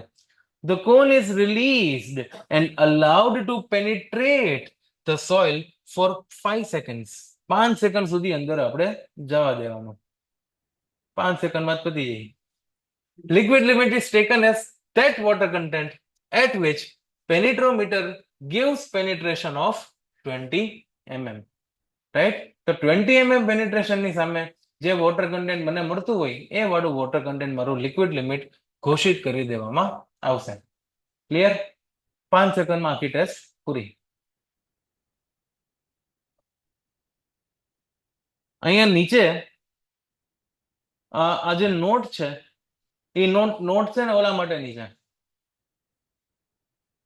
કેસાગ્રાન્ડે એક્સપેરિમેન્ટ માટેની, બરોબર? કે જેની અંદર આપણે રબરના બદલે મેટલ બેઝ રાખીએ તો બહુ જલ્દી સોઇલ પોતાની શિયર સ્ટ્રેન્થ ગુમાવી દેતી હતી. અને શિયર સ્ટ્રેન્થ ગુમાવવાની સ્પીડ કઈ વસ્તુ બતાવે? ફ્લો ઇન્ડેક્સ બતાવે કે rate of loss of shear strength. તો મેટલમાં ફ્લો ઇન્ડેક્સ વધારે આવશે કે ઓછો આવશે? રબરની સાપેક્ષમાં વધારે આવશે. મેટલમાં ઝડપથી પોતાની સ્ટ્રેન્થ ગુમાવે છે એટલા માટે રબરની સાપેક્ષમાં મેટલમાં એનો ફ્લો ઇન્ડેક્સ વધારે જોવા મળશે. એટલા માટે નીચે લખેલું છે કે flow index of metal bar is greater than flow index of rubber bar, નહીં રબર બેઝ. અહીંયા બેઝ કરી મેટલ બેઝ કરી નાખો. Flow index of metal base is greater than flow index of rubber base. Softer base હશે, જેટલો base soft હશે એટલા number of blow વધારે મળશે, અને જેટલો બેઝ હાર્ડ હશે એટલા નંબર ઓફ બ્લો ઓછા મળશે. બરોબર? જેટલો બેઝ સોફ્ટ હશે ફ્લો ઇન્ડેક્સ એટલો ઓછો મળશે, અને જેટલો બેઝ ટફ હશે ફ્લો ઇન્ડેક્સ એટલો વધારે મળશે. તો એ રીતની વાત આ નોટ પોઈન્ટમાં કરેલી છે.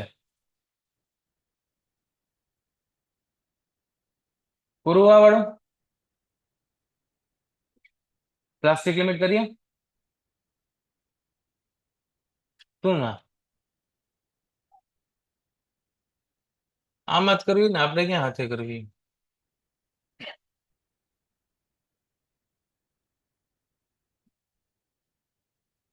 લિક્વિડ લિમિટ ના બદલે પ્લાસ્ટિક લિમિટ કરવાનું ઈ જ છે. કન્ટેનર લેવાનું, સોઇલ સેમ્પલ લેવાની, વોટર લેવાનું. પણ વોટર કેટલું લઈએ આપણને ખબર હોવી જોઈએ. બરોબર? મિક્સ કરીએ. પછી એક ગ્લાસની પ્લેટ લેવાની. હવે આપણે આના રોલ બનાવવાના. જેમ વણેલા ગાંઠિયા બનાવીએ એવી રીતના આના રોલ બનાવવાના. એટલે સોઇલને આપણે આના ઉપર મૂકવાનું અને પ્રોપર રોલ બનાવવાના. કેટલા mm ના? 3 mm ના રોલ બનાવવાના. અગર તમને ખબર ના પડે કે 3 mm કોને કહેવાય તો એક ભેગો આની ભેગો એક બાર પણ આવે. એક બાર આવે ભેગો, બાર જેવું કઈ છે નહીં, આવ્યું હાથ છે ને, એક બાર આવે ભેગો. એ બાર 3 mm નો હોય. એ 3 mm નો બાર જોઈ લેવાનો કે આટલું આપણે ડાયામીટર નું રાખવાનું છે. એમ કરીને રોલ બનાવવાના. 3 mm ના માપી લેવાના કે થઈ જાય જેટલું. ઓકે, થઈ જતું હોય તો ઓકે, બાકી પાછું થોડુંક લોટ લઈ લેવાનો એમાં. એટલે કહેવાનો મતલબ કે 3 mm ના તમે બાર બનાવો છો. બાર નહીં, 3 mm નું શું બનાવો છો? રોલ બનાવો છો. રોલ, પ્લેટ નહીં, થ્રેડ બનાવો છો. 3 mm ની તમે દોરી બનાવો, થ્રેડ બનાવો, અને બનાવતા બનાવતા બનાવતા બનાવતા તૂટી ગઈ. 3 mm ની બની પેલા જ તૂટી ગઈ, ક્રમ્બલ થઈ ગઈ, તો એ પ્લાસ્ટિક સ્ટેજમાં હશે કે સેમી સોલિડ સ્ટેજમાં હશે? સેમી સોલિડ સ્ટેજમાં હશે. તો હવે પાણી એડ કરીશ કે માઇનસ કરીશ? પાણી એડ કરીશ. પાછું 3 mm ની થ્રેડ બનાવીશ. પાછું 3 mm ની થ્રેડ બનાવીશ, રોલ કરીશ, રોલ કરતા કરતા પાછી તૂટી ગઈ. પાછું પાણી એડ કરીએ, પાછું પાણી એડ કર્યું, રોલ બનાવતા બનાવતા બનાવતા બનાવતા તૂટી ગઈ. હજી સેમી સોલિડ સ્ટેજમાં છે, હજી પાણી એડ કરો, હજી પાણી એડ કર્યું, પાછી 3 mm ની થ્રેડ બનાવી, પાછી તૂટી ગઈ. હજી સેમી સોલિડમાં છે, હજી પાછું થોડીક પાણી એડ કર્યું, હજી પાછું પાણી એડ કર્યું, પાણી એડ કર્યું, પાણી એડ કર્યું, 3 mm ની થ્રેડ બનાવતા હતા પાછી તૂટી ગઈ. પછી આપણને ચડી ખીજ કે આ તો તૂટી જ જાય છે, વધારે પાણી નાખી દો એની માને, વધારે પાણી નાખી દીધું, વધારે પાણી નાખી દીધું. હવે 3 mm ની થ્રેડ બનાવી, નો તૂટી. તો કયા ઝોનમાં છે? પ્લાસ્ટિક ઝોનમાં છે. પણ આપણે એક સાથે પાણી બહુ વધારે નાખી દીધું, એટલે આપણે તો પ્લાસ્ટિક લિમિટ જોઈએ છે. તો હવે પાણી થોડું થોડું ઓછું કરતા જાય. શું કરતા ગયા? ઓછું કરતા ગયા. 3 mm ની થ્રેડ બનાવી, તૂટ્યા વગરની બની ગઈ. પાછું પાણી ઓછું કર્યું, 3 mm ની થ્રેડ બનાવી, તૂટ્યા વગરની બની ગઈ. પાછું પાણી ઓછું કર્યું, 3 mm ની થ્રેડ બનાવી, તૂટ્યા વગર બની ગઈ. પાછું પાણી ઓછું કર્યું, 3 mm ની થ્રેડ બનાવી, તૂટ્યા વગર બની ગઈ. તો હવે શું કરવાનું? હજી પાણી ઓછું કરો, 3 mm ની થ્રેડ બનાવો, તૂટ્યા વગર બની ગઈ. કેસેટ ચોટી ગઈ. પાછું 3 mm ની થ્રેડ બનાવો, પાણી ઓછું કરીને. હવે થ્રેડ તૂટવાનું ચાલુ થયું. એટલે હવે આપણને એવું લાગ્યું કે હવે ક્યાંક પ્લાસ્ટિક લિમિટની આજુબાજુમાં આપણે પહોંચ્યા. 3 mm ની થ્રેડ બનાવી, તૂટી ગઈ. થોડુંક એડ કર્યું પાણી, 3 mm ની થ્રેડ બનાવી, નો તૂટી. થોડું ઓછું કર્યું પાણી, 3 mm ની થ્રેડ બનાવી, તૂટી ગઈ. થોડું વધાર્યું પાણી, 3 mm ની થ્રેડ બનાવી, નો તૂટી. એટલે આ બેની વચ્ચે વચ્ચે વચ્ચે વચ્ચે આમથી આમથી આમથી આમથી બે કરીને બે બાજુથી વચ્ચે વચ્ચે આપણે આવી અને એ પ્રમાણે આપણને પ્લાસ્ટિક લિમિટ ખબર પડે.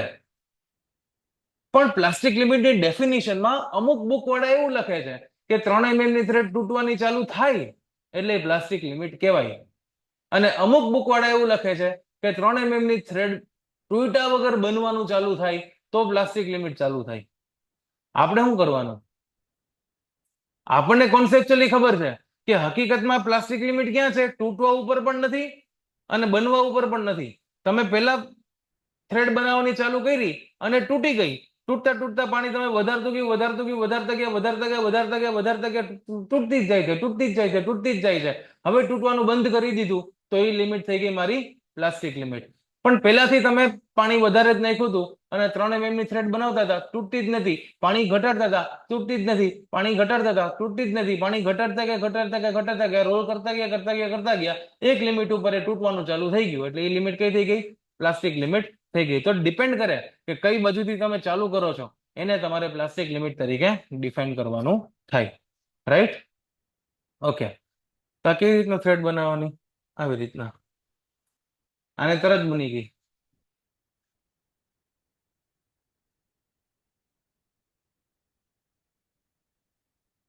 So it is defined as, plastic limit is defined as minimum water content at which soil is in plastic stage of consistency and behaves as a plastic material.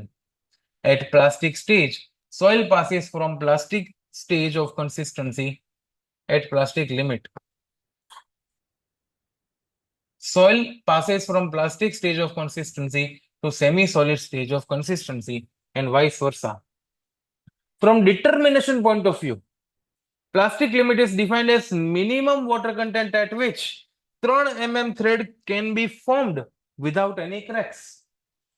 એટલે એનો મતલબ શું કરથ્યો કે આ ભાઈએ મટીરિયલ લખવા વાળાએ જે બુકમાંથી રેફરન્સ લીધો છે એ બુક વાળાએ જ્યારે 3 mm ની થ્રેડ બનાવવાની ચાલુ કરી ત્યારે એને સ્ટાર્ટિંગમાં તૂટતી હશે અને પછી વિધાઉટ એની ક્રેક્સ બની ગઈ એટલે પ્લાસ્ટિક લિમિટ થઈ. બરોબર?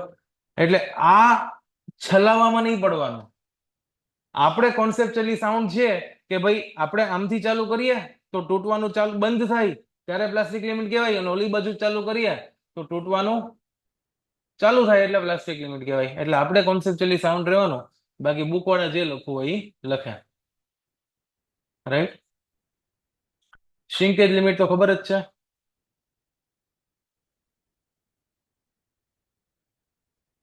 એની કઈ ટેસ્ટ આવતી નથી શ્રિંકેજ લિમિટ ફાઇન્ડ કરવાની. બરોબર? કાલ કરીએ, કઈ વાંધો નહીં. ઠીક છે, તો આજ માટે એટલું રાખીએ. ઘણું